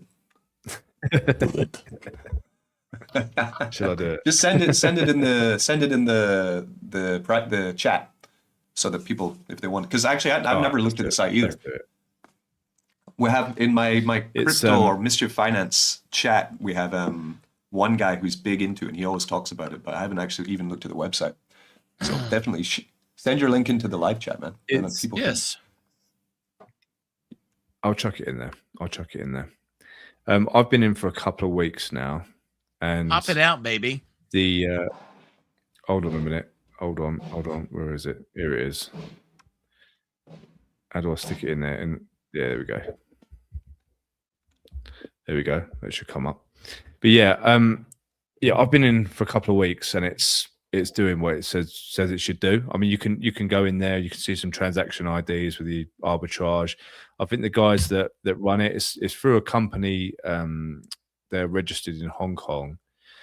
They do Zoom chat, so they don't cover their faces. They don't hide. So that's one thing, I guess. It doesn't mean anything in DeFi, I guess, but it's better than using AI voices and masks, I guess.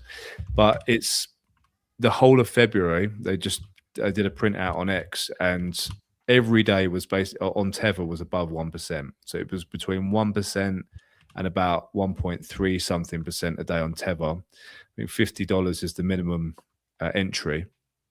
And I've set up the auto withdrawal. So basically every time profit hits a minimum of $10, it sends it straight back to your wallet. And it's been doing that, perfectly well.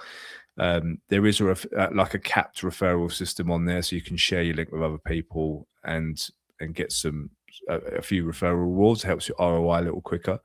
But with this sort of thing, I always say, I like to have a play with this type of platform. But anything that I haven't got full control over, I call it a DGen play, straight up. Whether I kind of trust it or not, I always call it a DGen play. If I can go to a website and not have full control of my ledger, I see it as a risk play. So I like to get my ROI as quickly as possible. But it is paying out really nicely. And this web platform's been up for 3 months, I believe, since December. It started as a Telegram app on Ton Chain, and they've opened it up where you can now use multiple different assets on there. So I'm using Tether, but you can use BNB, Bitcoin, Ethereum. What chain is this on? Well, there's various. There's various. So when you put in, you can normally select a couple of different chains. Like if when I set up my auto withdrawal, I can choose BNB, Ton Chain, and a couple of others as well. Solana, I think, is another one. So yeah, and it all works perfectly well. So every time it hits $10, sends it back to my wallet. And that's you can, if you're a super degen, you can click auto reinvest, and you can keep on compounding if you want to. If you want to go full degen mode. I mean, I got into this because it was only 3 months old. Yeah. And I always think if it prints for a year, 2 years, like, you know, it's possible, 2-3 years, whatever, then I've got a long runway at it.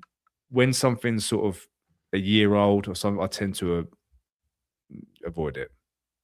But with this, it's fairly new. So, and so it's really similar to other kind of bot projects in the way that you take your capital and you put it into their interface, and your capital's gone essentially, but then they pay you out on it, right? But there's no way to check like where on chain is my money doing what you say it's doing. It goes into a pool, right? Kind of like tested as well, right? It goes into a pool. They do give you the transaction IDs of the trades they're making and stuff like that, you know, which is, you know, more than some of them do. So but you're right about like it's new, so like just go for it. Basically, for me, I see anything that I say if I haven't got full control over the funds, which most of this stuff you haven't, I see it as a degen play. So I'm not going to put my life savings in there. So it's something that's paying out really nicely, and I hope to get an ROI and then play on house money and just keep running it basically. So, but Tether's paying 1.3 something % a day, which you're not going to get that anywhere else. You're not going to get anywhere else. So for me, I'm taking a punt on it, and actually with the pools with less people in them. For example, like the Bitcoin pools, like paying 4% a day, which is wild. And like the BNB pool, like literally 2 weeks ago, was paying like 3% a day. That's come down to 1.5% because more and more people are going in. You know, so at least the yields are fluctuating, as opposed to them trying to guarantee you a fixed APR, because you know that's a Ponzi. If they're guaranteeing you a fixed APR, it doesn't look good. So at least the yields are fluctuating a little bit, you know, as more and more people come in, naturally the yields are going to come down a bit. But yeah, the Tether $50 minimum entry if you want to try it out, but it's paying like 1.3% a day on average. So it's pretty explosive, and it's 3 months old. So I'm like, yeah, okay, I'm going to give that a crack. 3 minutes, guys, get your tickets in. Wow. And also breaking news, depth is in, price discovery all-time high. You're kidding me. On this stream as well. Yes. Yeah. All-time high. Nice. Beautiful. What we at? What we sitting there? I like we're about to hit 56 cents. Whoa. That is so Richie, crazy. That means we are in the abyssal. We're at $201 a day. Wow. Once I buy more G Blue, I need to sacrifice more. At the moment, because I haven't sacrificed any G Blue yet, I'm only at $131 a day. So that's what I mean, like the massive amount of boost you get from just sacrificing stuff. Yeah. So if I sacrifice the $650 G Blue, then I'd make $200 a day. It's basically that's wild. It pays for itself pretty quick. It does. All right, here we go. We got some more coming in. So there's this, because I'm still looking at ARPcore, right? Because I decided to go for Aurum just because it looked more professional. Essentially, is the reason I went for it. Because the site's like really, especially their landing page, it's like really the way that they've done it. It's like very traditional finance, I guess. Is like if you like when you land on it. I'll share this. Oh, do you want to finish the countdown first and see who wins, Peter? What you sure. got? Hey, Richie.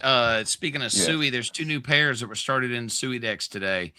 I've got a bot watching them. Let me see if I can tell you. Is it going to tell me? Zotcoin joined. So Panda Coin joined.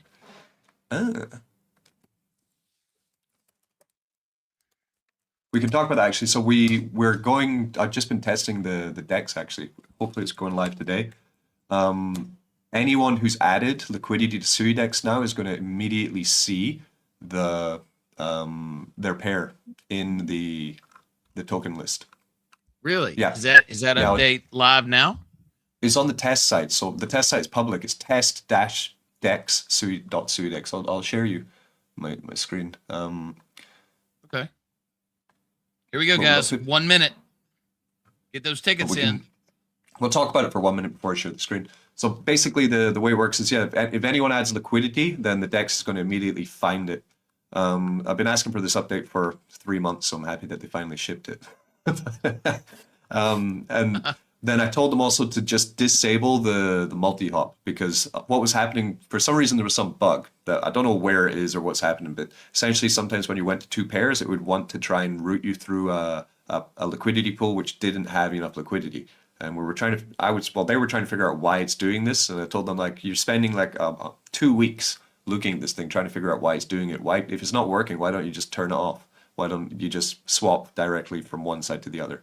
Like, fix it later. So that's what they did. So they've just basically minimized the whole thing down, which is good. And who won? Was it me? Did I win again? D38C. No, it's not me. So the timer expired. The prize time expired. D38C got 506,860,000 tree token, and one of those wallets got 5% of that as well. Nice. Very nice. Congratulations, guys. Or Yes. to D38C, congratulations. Sounds like a Star Wars droid. Love it. Yeah. Right, So we changed. Yeah. So remember last week it was like a weird brown color, right? Yeah. So I told him to change it. So he did basically my changes. So at the moment, because you see pandas, because what you'll see is the coins you have in your wallet will be listed first, and then ones that you don't have will be afterwards. So you can, we've got the dollar amount of your holding. We have then I've got some aqua. I'm going to sell that. And then afterwards, it just shows you all the coins that have liquidity. So for example, Panda have liquidity now, so it's listed. So anyone that's put liquidity, B Shark, Manny, like all these coins that people have added to SUIDEX with LP, they now show. So every coin is showing. You can import a coin. This is test-suidex.org. Test-dex.suidex.org. Yeah, this is where it is. So I told him to just make it clean, you know, like it doesn't need to be so confusing. So there's no numbers popping up everywhere. There's not moving around, because always it was like refreshing and stuff, right? Which also annoyed me. So that's that done. So hopefully they put it live today. Really good. Yeah, looks nice. Yeah. So it's a bit better. So then they'll put this up to date, and then we do the airdrop. So then the next task is to do the leaderboard airdrop. Send 2 million victory to all the people who joined, and then move on from there. But to be honest, I like the swapper I made more. I don't know why. But it's more. I guess mine's more of a meme swapper, but than this one. But yeah, so that's cool. So that'll be up. So that's what they've been working on. Finally, they got that sorted. Yeah, like look at like Orum's. So this is how Orums sell themselves. This is their like landing page, right? I see what you mean. Yeah, like it's like fintech, finance. They got like a couple like, oh my god, I'm having such a nice time with my DGen yield. My 0.6% a day is really paying off. But in public, like their CEO here, like he's visible leader. Brian Benson, he used to work for Binance. Is his thing is he worked for the South America Binance for like 3 years. So that's his big thing. So they hired him afterwards, only about I think 6 months ago, because this has been running for over a year. But 6 months ago they hired him to be the face of the company, essentially, as the trustworthy guy with history. So at the moment they're onboarding a lot of government officials in African countries, is what I've gathered from their X account. They've got their own credit card. Like they have all these people kind of doxed. If you go to their Twitter, which is also quite interesting. Like they just start adding new members to their team from Sierra Leone ex-government officials who also own gold mines. Right. Like, yeah, like this guy. Kaloko, Chief of African Relations, ex-Deputy Finance Minister of Sierra Leone, and also the CEO of Clink Gold Mining. So it's like all the bells and whistle things, right? Of course, if you look into this more, you're like ex-Deputy Finance Minister, which is not like what's a Deputy Finance Minister? Like I've never heard of that, right? But and then he's also the CEO of a gold mining company. And then the next one is, oh, by the way, we're also partnered with this gold company called Clink Gold. So you can go there and check out what they're doing. They're a company in Sierra Leone which create an African digital economy through gold, gold-backed and transparent.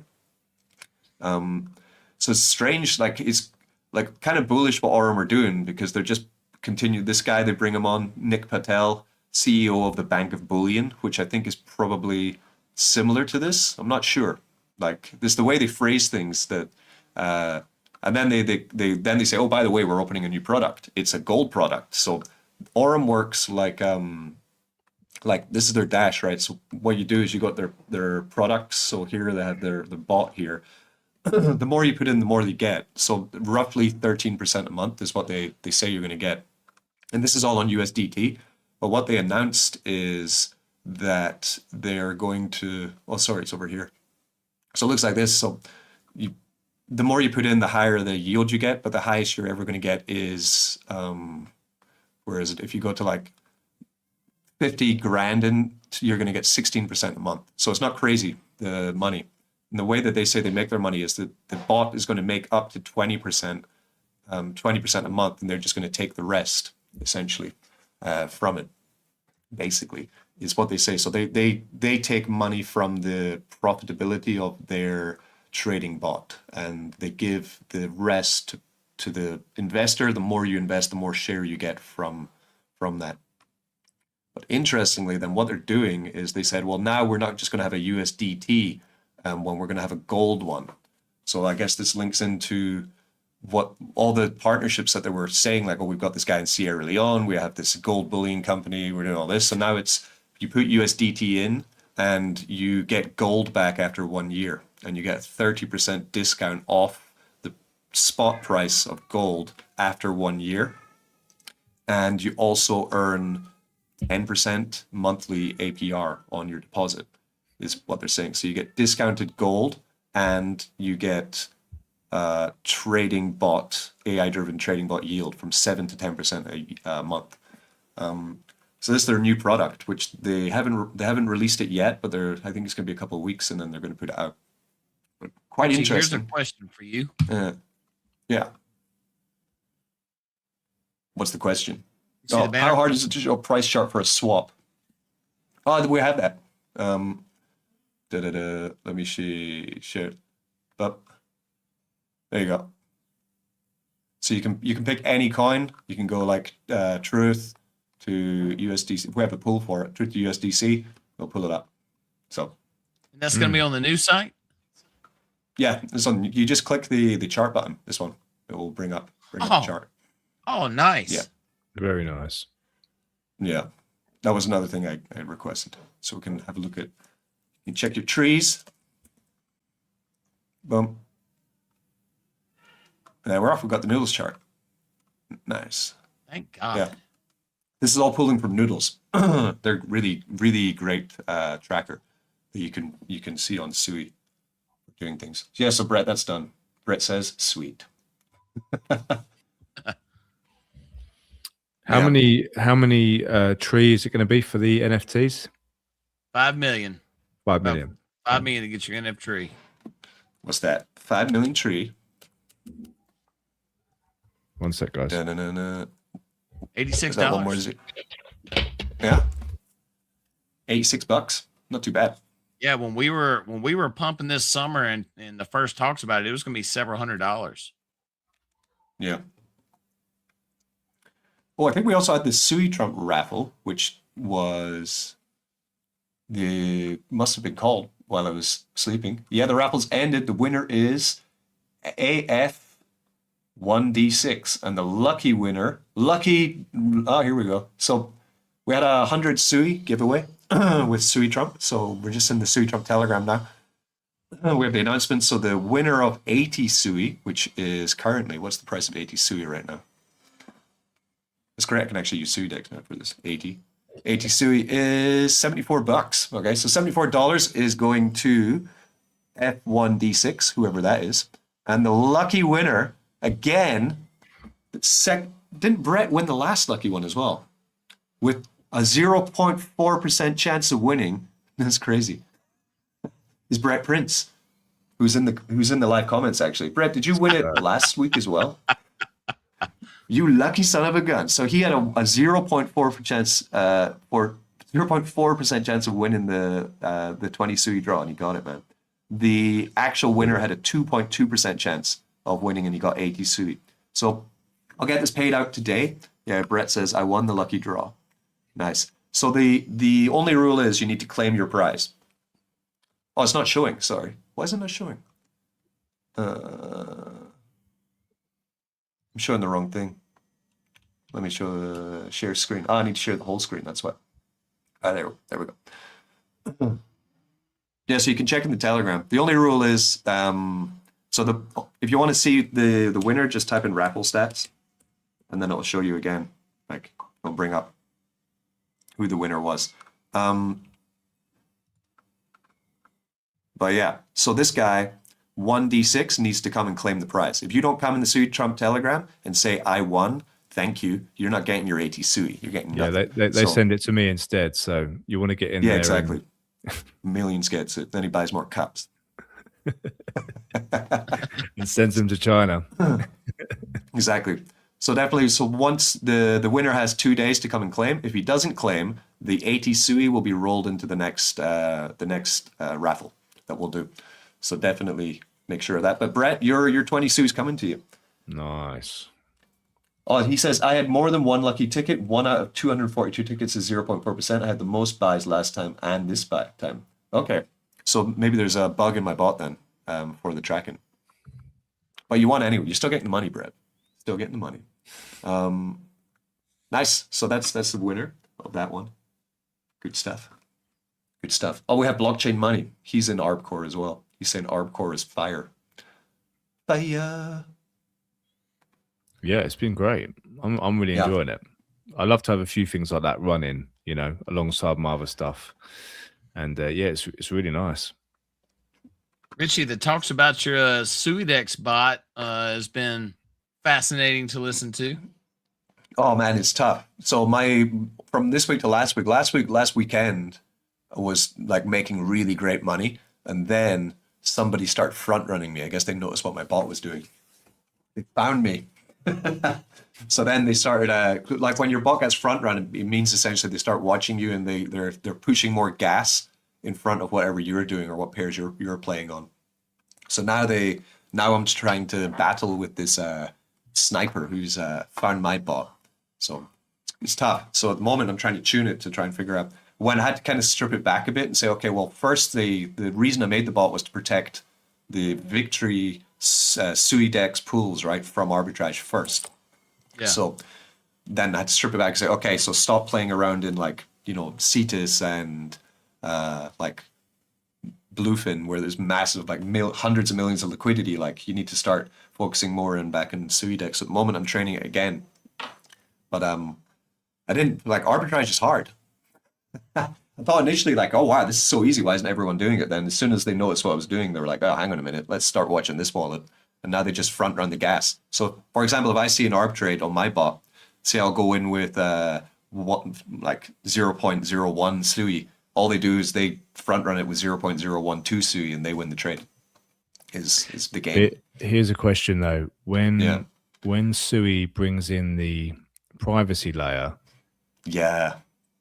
what's he going to do then? This can be wild. Yeah, it's going to be a complete mayhem. He's not going to be able to watch you, presumably, if with the ZK snarks and all that sort of stuff. Yeah, exactly. So he can go and F himself, basically, once that comes out. I don't know if that'll be bullish or not, because the strange thing about Sui is that there's so many bots that like half the volume, maybe more than half the daily volume on Sui isn't real. It's just bots, like trading back and forth. Trash. Yeah, basically. And if they get rid of all that, then their metrics that they'll show to the whole world, like, oh, what is our daily volume? What's our fees that are being made? If all that's kind of hidden, they'll show less. So I don't know. We'll see. If Furley was here, he could tell us. If Wise DJ was here, he could give us another lecture on it. Yes, a lecture. But yeah. So Richie, TVL on SUIDEX, man, it's been holding up pretty good in this these dips that we've had. Yeah, the Victory USDC usually hangs around 71 to 73K, which is good. The Sui Victory, yeah, about 50K. What's Tree at now? What we got? Tree is at 8.48K. It's bounced between 8.48K and 10. Let's see. It was love some noodles. Huh. Yeah, 8.9. It's been holding around the 8.4 to 8.5 during the week. Yeah, this is good. Got up to about 10.3K about 10 days ago. Yeah, so the last thing I was going to say about Aurum is, so it's a little bit sus, right? What they're doing with, like, they introduce all these people for gold, then they said they're going to make a new product for gold, right? And roll that out. But you know, when you're like, usually when you're in a project and then they roll out something new, it's usually a big red flag for like, oh, they've run out of money. They need more money. They need more investment. They're going to make something new, and then you're going to have to put into that as well, right? To try and pay off the old money. Mm-hmm. So it does make me a little bit nervous. But then the way they've gone about it is very slow and methodical. So, because it's been over like the last month that they've been just rolling out these partnerships before even launching the product. So I'm not sure. But then you have to think like, well, the price of gold is down a lot, right? Yeah. What we at? 4,400. So it's come down away quite a lot. A bit of a beating. Has. What was it, like 5,700 high? Yeah, it got way up there. Yeah, 5,500 in February. So 1 month ago. So in 1 month, gold has come down in price by 20%. That's big for gold. That's huge, right?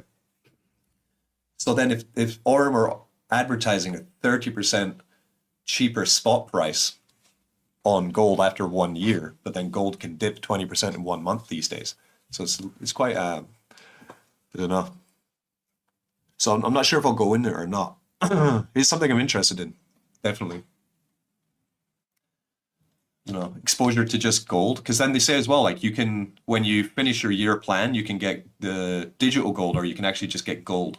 They can just send you gold, which would be pretty sweet. Actual physical gold. Oh, okay. Interesting. Yeah. Real gold. Yeah. Huh. So that's also interesting. Which is kind of like, it's very similar to that MS buy as well, right? What they're building. Similar idea, actually. But they have a stable coin. Yeah, I saw Peter's AMA. I've not seen your one yet. It's on my list of things to look into. But are they still raising capital? I think they're up to. Let me have a look. Are you on there? Yeah, I'm going there. 96,000 they're up to now. Right. Yeah. Whereas like, so it's kind of like pick your horse kind of, because then Aurum have 100 million plus in their balance sheet at the moment. So this, like, MS would be the new, like, I guess it's like a Kickstarter for a potential gold DeFi project. Yeah. But they have all the documents as well, so it is legitimate. And last time when we were talking about this, actually, I said I got one DM from Jimmy the Node, and he said I misspoke some things about MS. I didn't say things which were true, so he sent me some documents which now, if anyone's interested in MS, I can send you his Medium articles, which have the full breakdown of how MS works. Just Yeah, which is really neat.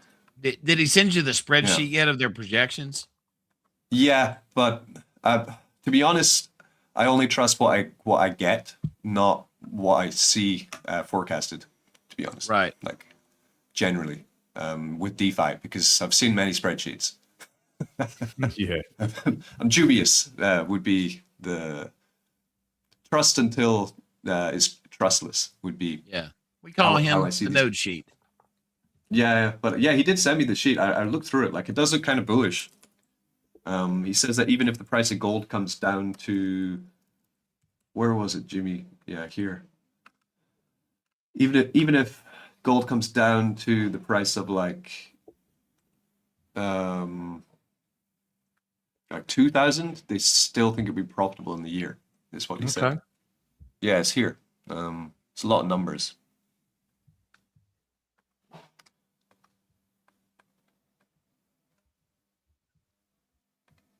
This one. All right. Oh, where'd it go? It vanished. There we go. So he says, so it's a lot of numbers, but he says, depending on how much you go in, if the price of gold, where was it? If the price of gold is 2,700 by the end of a year, I guess it would be by the end of a year, with the price of gold currently being, what's the price of gold? 4,200. So that'd be a 50% drop in gold, which is probably not going to happen. Could happen. Then you would come out with a 10,000 investment, you get $12,000 out of that. If you put in 4,000 with gold being dumping all the way down to 2,700, you would come out with less money. Well, this would be annual return, so you wouldn't ROI in a year. So if you put in more, of course, you're going to guarantee ROI from his numbers with 10K. If gold went higher and went up to like 6,900, your 10K, your 4K would turn into $68,000.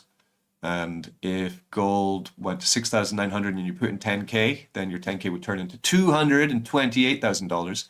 If gold went all the way to $8,000 in a year, you'd come out the other end with $456,000 from your $10,000 investment. Is how I think DAO revenue share returns. Is that how you read it, Peter? Or differently? Yes. No, I read the same. Yeah, and then you have annual return. But then here's his annual return of 66,000 on your 10,000 if gold goes to $8,000. But then DAO revenue is different, I think. So you're getting a DAO revenue of 400,000 and an annual return of 660. But I don't know if the DAO return is for everyone in the DAO or if it would be for the individual in the DAO, like this part here. That's the only question I haven't had a chance to ask him either. Was is that total member share divided by the number of NFTs? I didn't know. Yeah. I'm not sure. But then even simply would be then you put in 10K, gold goes to 5,500. You come out 1 year with 44K is the numbers. But this is on, and that's, so if this all worked out really well, then great, like for everyone who's going to go into it, because then that means you're going to come out with 4 extra money after a year, right? But there's so many unknowns inside of, outside of the maths, which is the thing that makes me a little bit hesitant with everything in DeFi, you know? It's the law between the accounting laws, work law, labor law. Like there's so much going into this because it's a real world. It's not Trump tweets. It's not just smart, not just Trump tweets, war. Yeah, there's a lot of links in that chain. Yeah, there is. Yeah, exactly. So you're really investing in a company. You're not investing in a smart contract. So it's different to, for example, depth, right? Because with depth, I see a smart contract. I know that if I go in the vault, I'm going to put my depth in here and I'm going to get this every day. I'm going to get this many tokens. I don't know how much the dollar value of these tokens is going to be, but I know I'm going to get these tokens every day. Whereas with real world, there's a lot more links in the chain, essentially. Yeah.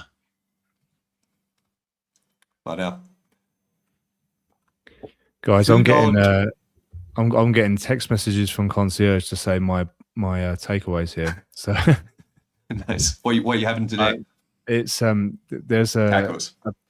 No, I've had tacos today already, but there's a smash burger. There's only nice. a few of them. There's only a few of them of this company in Mexico City, and they are freaking amazing. They're called Chubbies. Chubby, I'm gonna give Chubbies a free shout out on this stream. We have a lot of chubbies up here. They walk around all the time. Chubbies. But I'm going to be a little chubbier after this burger because it weighs about half a kilo. So Nice. But it's here and it's arrived. So I'm going to have to bail. But no worries, man. Gentlemen, it's been an absolute pleasure chatting as always. We should do this again because there's so much to talk about. We could be talking for like 4 hours. So yeah, but yeah, let's do it again soon. Yeah, man. Sure. And just shout out to both of you, to be honest, because I've done 3 videos today. I've had a very, very productive day. I've done a SUIDEX video, which included Tree. I've done a video on G Blue, and I did a little one on Arbcore as well. But I'm in the mood for shouting out people that are building down here in the trenches, because I think all that hard work is going to pay off big time once that volume comes back. So shout out to both of you for doing the good work for DeFi and being shining lights and making it so easy for me to do content on good quality stuff. Did you get bit by the crocodile today? Yeah, Millionz wanted to be a crocodile today, so I've been bitten multiple times. Good. It'll be a shark tomorrow or something. Nice. Dad life. But yes, gents, I shall catch you all soon. Sounds good. See you later. And appreciate everyone in the chat. See you soon. Nice. He doesn't know this, but the video is still rolling on his channel. So we are live on the Millionz channel without Millions. Nice. Let's get him. Let's play some music and get him copyright struck. No, that'd be mean. Now, Millionz is always like anyone who's watching on my channel, like definitely subscribe to Millionz. Subscribe also to the Arborist, because they're definitely 2 great channels. We saw here an all-time high on depth here, and then a nice juicy red candle from a seller who sold $1,400 of that's 2,700 depth was sold at all-time high, which then brought it back down, which of course is a good thing, because that means of course depth is now cheaper than it was 5 minutes ago. So definitely. Really? Another cat fight? They're fighting again. But that's that red candle will get swallowed up so fast because the tokenomics go back and forth so quick. Yeah, man. And it's also like when you look at the liquidity, right? Like it's so high for getting up to 700,000 market cap, 800. It's got $300,000 of liquidity. So a $1,000 sell is a great thing as well, because it means that person has bought the tokens, earned the tokens in some way, and they're able to get that value out of the project. That's really key. You don't want low liquidity on a 700,000 market cap, and then you're just going to get completely wrecked chart. Like, let's check this out. So this is a project we didn't talk about last week because I was curious to see what was going to happen with Toilet Dust 2, right? So let's talk about Toilet Dust 2. So I'm going to talk about it in a completely nothing personal about the development team or anyone who likes the coin. So Toilet Dust 2 is a relaunch of Toilet Dust, even though Toilet Dust token still exists. So it's quite controversial on Sui. This is a bit of Sui drama for anyone who wants to know what's going on. So Toilet Dust was started by 2 people, and one of them is now opening Toilet Dust 2, and the other person is still behind Toilet Dust. So it's 2 people branched out into 2 toilet tokens. Right? So now there's a Toilet Dust 1, Toilet Dust 2. This launched with the ambition to be a $10 million market cap coin on Sui. It launched very well, going up 1,400%. or 1,300% in the first day. But very quickly from on-chain analytics, it became clear that 80 to 90% of all the tokens were actually still held by the team. And they only let 10% of the tokens out into the public. And then one of the team members shockingly sold the coins. Dun, dun, dun, dun, dun. Which caused a dump on the project. So from the all-time high of, I think, 1 million, they're now down to 270,000 market cap. But the big red flag on this project is, if you look here, $20,000 liquidity, right? So you might be holding this thinking that you have a lot of money, because there's, say you bought it at like $50,000 market cap and now it's 271, but the liquidity at only 21,000. This means that only 20 grand can be shared between all the holders of this project. There's only 20 grand to go around. So it doesn't matter what the market cap is, because the market cap's too low and too high compared to the liquidity. Whereas when you check back to what depth are doing, we have $300,000 of value in a market cap of 700,000. So the depth liquidity is, what's that, like 20 times more than the toilet dust liquidity, right? Yes. This is key for value of what you're holding, you know, what you're investing in. You want to be able to sell it eventually, and you want to get enough out of it. And everyone, you know, say me and you, Pierre, we bought into a project and you had 5K and I had 5K, but there was only 20K of liquidity. If I sold all my coins and you sold all your coins, then that chart would drop. That's all she wrote. Like that's 80% dump on the chart, right? Yeah. Whereas with this, there's $314,000 of value in the pair right now. So liquidity is so key for long-term ability to get the value out of what you're holding. And a lot of people don't understand that. They focus on market cap. It really isn't not the important thing to be looking at. Well, I mean, Richie, take a micro cap like Tree. I mean, we got $14,740 in liquidity. You did a much better presentation on it the other day. I'm trying to remember how you did it, but no, look at that. Yeah, 14 to 17, right? This is also, it's almost 1 for 1, right? So you know, in your wallet, if you're holding Tree, say you've got $100 a Tree, you know that $100 is almost always going to be $100, even if everyone sold the token. Roughly. yeah. You're, you know, like, of course, trading is going to move the value of the token up or down, like, especially going up, right? But you're holding so much liquidity that you're guaranteeing the owner the fair value of what they're holding, you know, and that's unseen. Of course, if you take projects like Toilet Dust 2, it's up 20% today. Why is it up 20% today? Because it only has $20,000 liquidity for a market cap 266.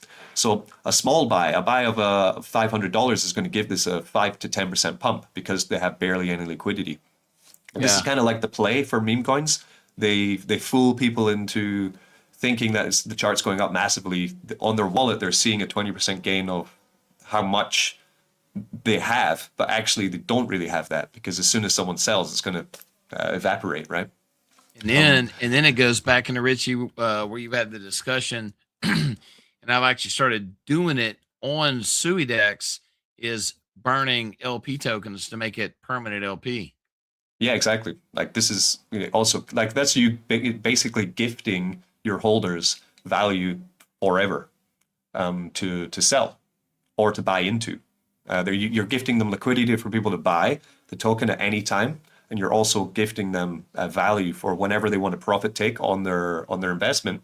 Then you're gifting them that opportunity that they're able to do that, which is not seen in many projects, right? Because they don't want you to ever profit. They just, you know.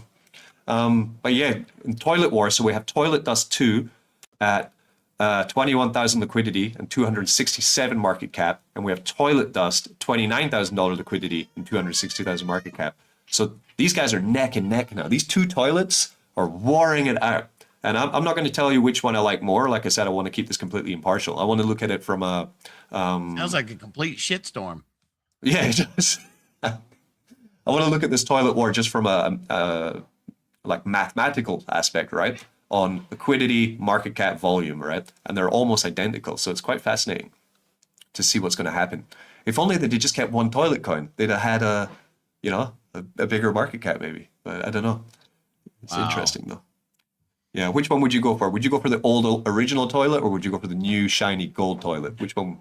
Which one takes your fancy You here? know, I'm kind of a camping outdoors kind of guy. I like the original toilet. I'll sit go on for the original toilet. Yeah. I don't hold either of them at the moment.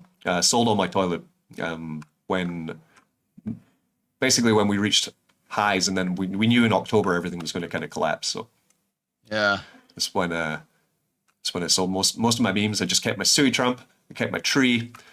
That was, I think, on Aqua. What happened to Aqua then? Do you have any news on this? Jesus Christ. We had a rug alert. We had a rug. So the other day in the chat, I don't remember who it was. They were asking about the Aqua Dev, and sure enough. See, here's what I don't like about this. So the other day, so the dev wallet, all of the devs holdings went to another wallet, and it was, where is it? Some of these bigger cells. It's the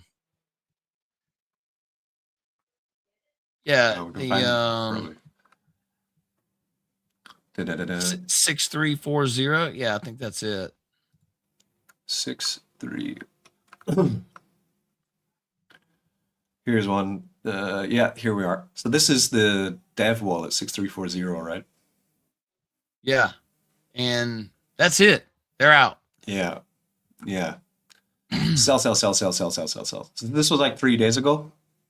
And unfortunately, they took all the value out of the coin. This is a rug. But so you haven't heard anything from Kyle? No, I nothing. sent him a message the other day and haven't heard a word.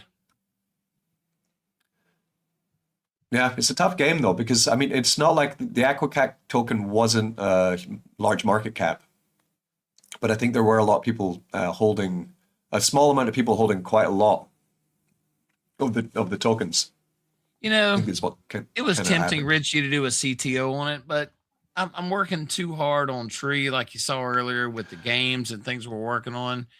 Yeah. I've got to prioritize my time on what I'm working on. You know.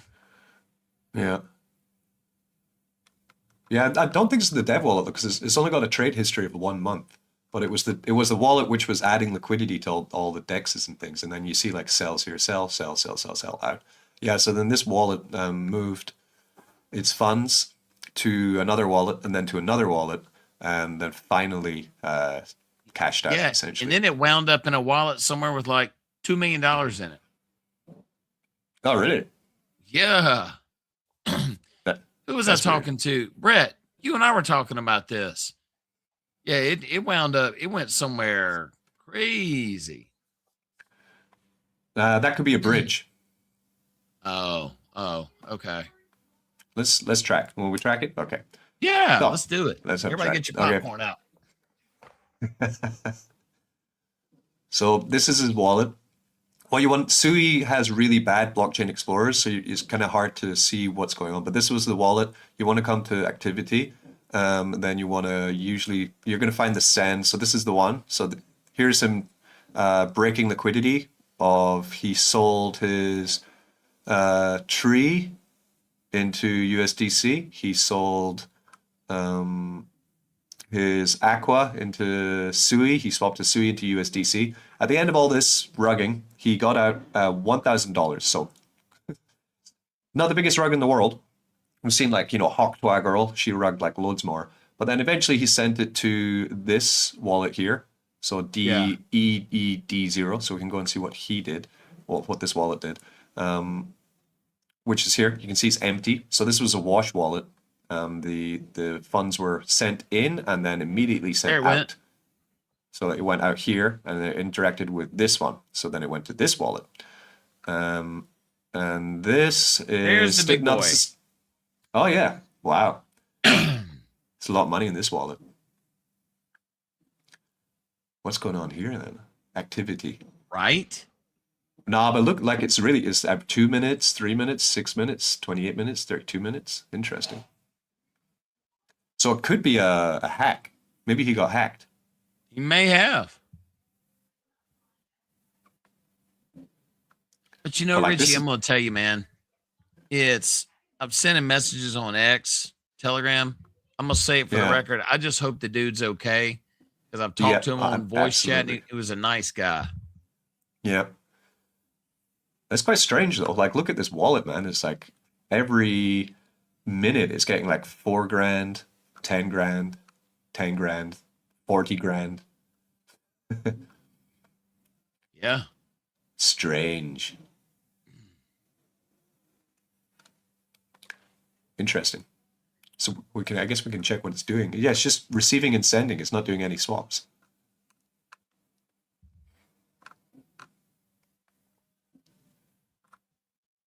I think it could be a bridge, like a bridge wallet. So the funds are coming into this wallet and then being sent out, but it's going to have to hold liquidity in different tokens to enable this, because it only has SUI and USDC in here. So it must be enabling the swapping of SUI and USDC and moving them in and out of different places. A little SUI jack. Yeah, and some random coins. Yeah. So I would say it's probably a bridge. But yeah, that's how the rugs work. Or the hacks. But the fact that he's missing is kind of strange as well, yeah. Yeah, because if it would have been the right thing to say, to come out and say, hey guys, something's wrong. Don't really know what happened. Or at least shit, man, say something. Yeah, yeah. Just say something. Yeah. It's just the mean DeFi streets. SUI jack equals SUI hack. I mean, clue or hint. I don't know, man. Yeah. Maybe, yeah. SUI hack. But I can tell you this, man. I'm glad that you stayed on me to come over to SUI, man. It's been a great experience over here. Absolutely great experience. We just needed to go back to $5. Yeah. Then it would be a great experience. Like, yeah. we got to. But it's given me a chance to build. It really and truly is. Yeah. Yeah, true. Then the more you build, the more the more skills we pick up, and the better you can ship. Newer and more exciting things. So it's... Here's let me show you this real quick. It's the tree website. Yeah, we got her looking good. Yeah, it's nice. Yeah, and once what I showed earlier, we're gonna put a box right here where everybody have access right to it. The NF trees are uploaded on testnet. We're just going through some tests. So that's it, man. Like I showed you earlier, it's there. We just got a few more things to do, and we're ready to rock and roll. Oh yeah. How long do you think? What's your expectation on Jade's rolling pretty good. I'd launch? say. What do you think? 2 weeks of marketing and then launch it, something like that. Yeah, and wait for like I mean, if we go like my logic, then April's going to be a bloodbath. Probably would be. Then if we do have a bad April, then I would suggest like basically launching at market low, because then you're going to be able to get the upside, right? Right. Rector Riches says bear market ends November, December 2026. Yeah, that's why I think the same, man. Pretty much. So we're have a really, really shitty summer. Yeah. But then when we get to the bottom, that's when you can launch, because then you're only going to go up from there, and it means that everything will grow from the bottom, as opposed to, say you launch in April and there's no dump, but then the dump comes in May. Then you launch and then there's a 40% dump, and then that means you could have just waited and then launched and then went up. We got to get Thomas G into SUIDEX, man. Yeah. I mean, Thomas goes all around. At the moment, I've noticed he's in Aurum. He loves him some Pulse Chain. I also like Pulse Chain. Like, I don't know how the PTGC has been doing this week. Actually, I haven't looked at it. The Grays currency. It's always. Where is that on? Can I get it on TradingView, or what is it on? Yeah, if you go to Dex Screener, type in PTGC, you'll find it.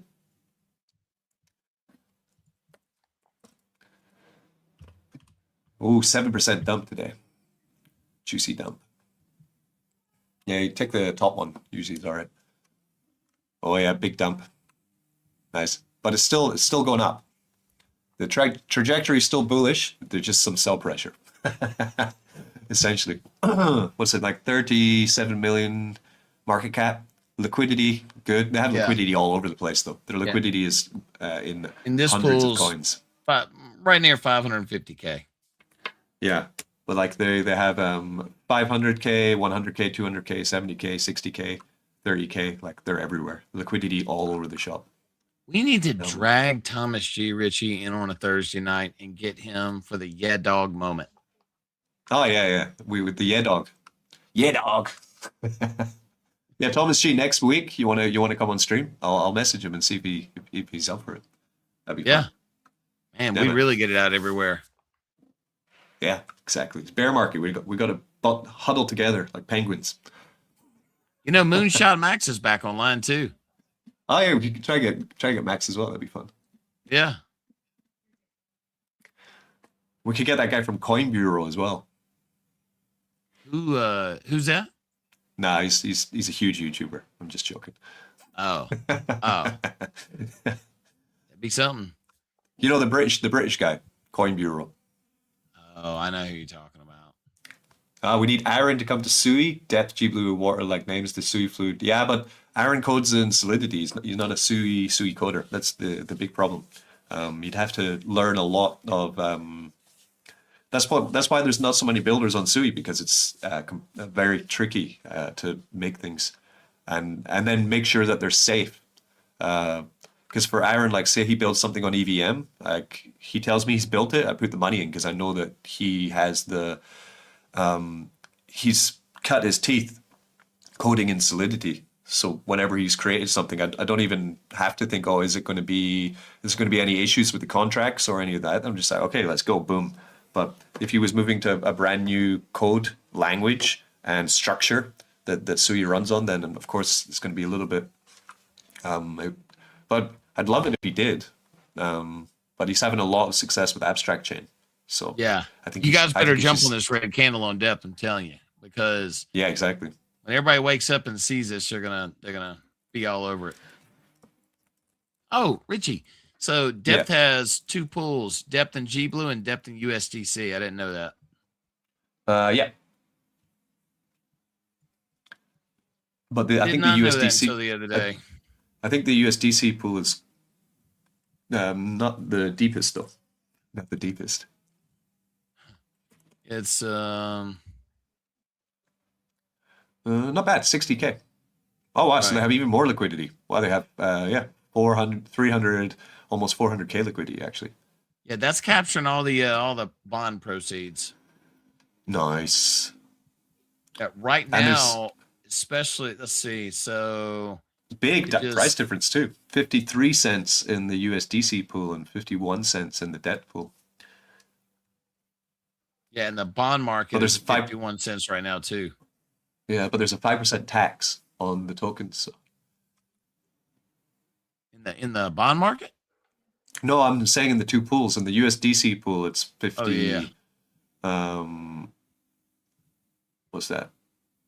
53, and in the G Blue pool, it's 51. What's it in the bonds?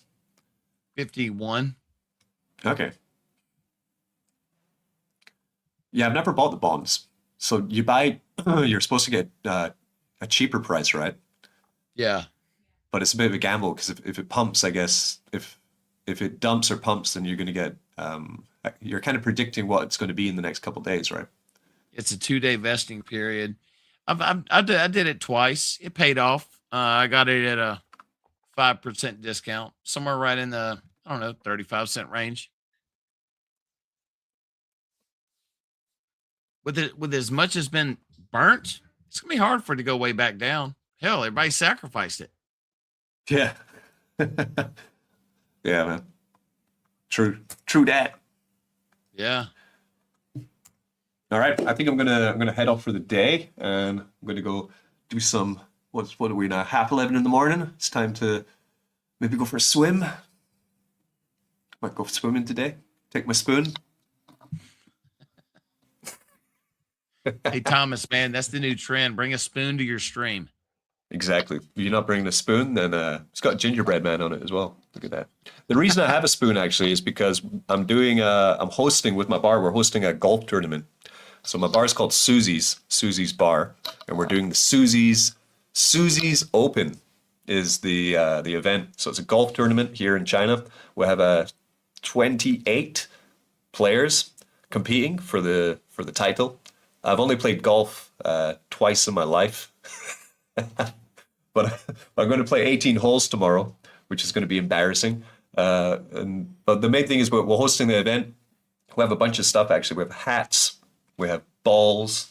We have whiskey glasses for the Susie's Open. It's going to be a good time. So that's why I have the spoon, because in Scottish culture, it comes from rugby, actually. The losers get given a wooden spoon. So the winner, of course, gets a nice trophy, but the loser gets a wooden spoon. So this is the prize for whoever comes last in the Susie's Open is going to get themselves a wooden spoon. I don't know if you have that in America. Do you have the wooden spoon? Yeah, people beat their children with them. No, I'm just joking. Okay. Nah. My wife is part Scottish, so I'll ask her about that. Yeah. So basically, whenever anyone comes last, they say, "Oh, how did it go?" And they say, "Oh, I got the wooden spoon." It just means you came last, essentially. So Yeah, prize for that's last. Just yeah. Cool, man. Well, I'm going to head off, but thanks very much for hosting again, Peter. Sorry for Yeah, my man. tardiness. I was a wee bit late. That's okay. How problem. many microphones do you have in there? I have this Rode. This one's nice, actually. So it's like a clip-on. You can take it and plug it into your camera. I have this Shure N1, I think it's called. That is a big mic. Oh no, sir. this is a Rode one. This is like a nice mic for recording. Actually, I used this for like recording singing and things before. And this is my original Crypto Mischief mic. This is what I started with. And then the one that broke is this one, which is a very nice mic for podcast. It's a podcast mic, which I'm very angry that this broke because it's quite a nice mic. And I have some others through the house as well. What kind of mic do you use? I use it's a blue mic. Oh yeah, they're the good. Yeti Blue Yeah. desktop version.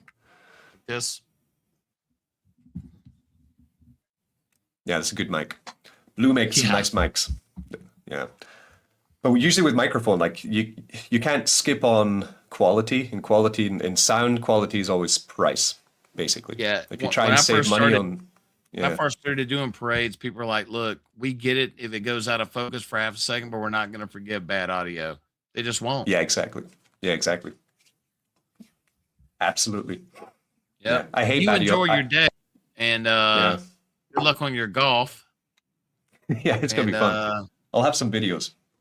You know that the video of George Bush when he's like, you know, those damn Iraqis. I'm gonna come over there. I'm gonna bomb the hell out of them. Now Yes. watch this drive. I'll try you to do some that. crypto quotes like that while you're doing it. Yeah, get yourself some tree. Now watch this drive.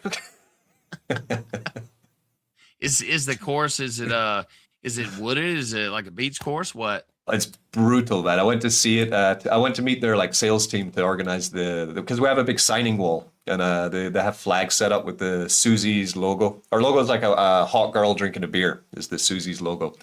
So they have like a bunch of flags and a signing wall and stuff. So they took me to see the course. Like the second hole, it's a par 3, so you're supposed to do it in 3 shots. You tee off, and immediately after the tee, there's a lake, and then there's a tiny island with the green on it. So essentially, you're supposed to launch it 120 yards over the lake onto the green. I'm gonna lose all my balls. Like Gee, they're no just going pressure. straight to the ball. Yeah, this is the You're second saying hole you're as going well. to get liquidated. I think so. Yeah, I think it's coming. Yeah. But then after the event, then we have we come to my bar. We'll do a prize giving, then a couple speeches that some of the Germans want to do. They like their speeches, and then dinner, buffet dinner as well. It's gonna be pretty good. Nice. Yeah. I went to the Okay. Irish Italian parade last weekend over in Louisiana. Caught Nice. enough produce for 30 days. That was quite a fun experience. Then it's a summer full of promoting tree, and then right back to the Mardi Gras again. The Irish what? Irish Italian. It's Irish Italian parade. It is too cool. Irish and Italian. Be like potatoes and pizza. It was potatoes, cabbage, peppers, tomatoes, carrots. Like you literally walk up to these floats and hold your bag up and they just drop them in. Like we Cool. walked away with 10 sacks of produce. Like Wow. huge mesh bags. For free. Yes. Wow. That's generosity, man. Nice. You need to take a trip over here during Mardi Gras, man. I know it takes a while to get over here. You need to come over here. Well, I mean, we all we need is a good market. Then we have all the liquidity to do whatever we want. We'll go anywhere, and we won't need to do anything else. Just you can start a enjoy Susie's over life. here. Yeah, that'd be fun. Texas Susie's. Howdy, Susie. Yeah, they tell you how do you do there, China boy. Come on in here. Cool. Well, Pierre, always a pleasure, never a chore, and I will see you soon. See you soon. That'll work, sir. Cool. Hey, everybody that stuck around, thank you for watching, and make sure if you're watching my channel, go to Richie's and make sure you subscribe. Go to Millionz, and yeah, we got a lot. There's gonna be a lot to talk about next week too. So we'll see you again next Thursday and Friday for Richie. Yeah. Bye-bye. All right, Richie. See you later. Good to see you as always, Bye. man. Yeah. Take care, everybody.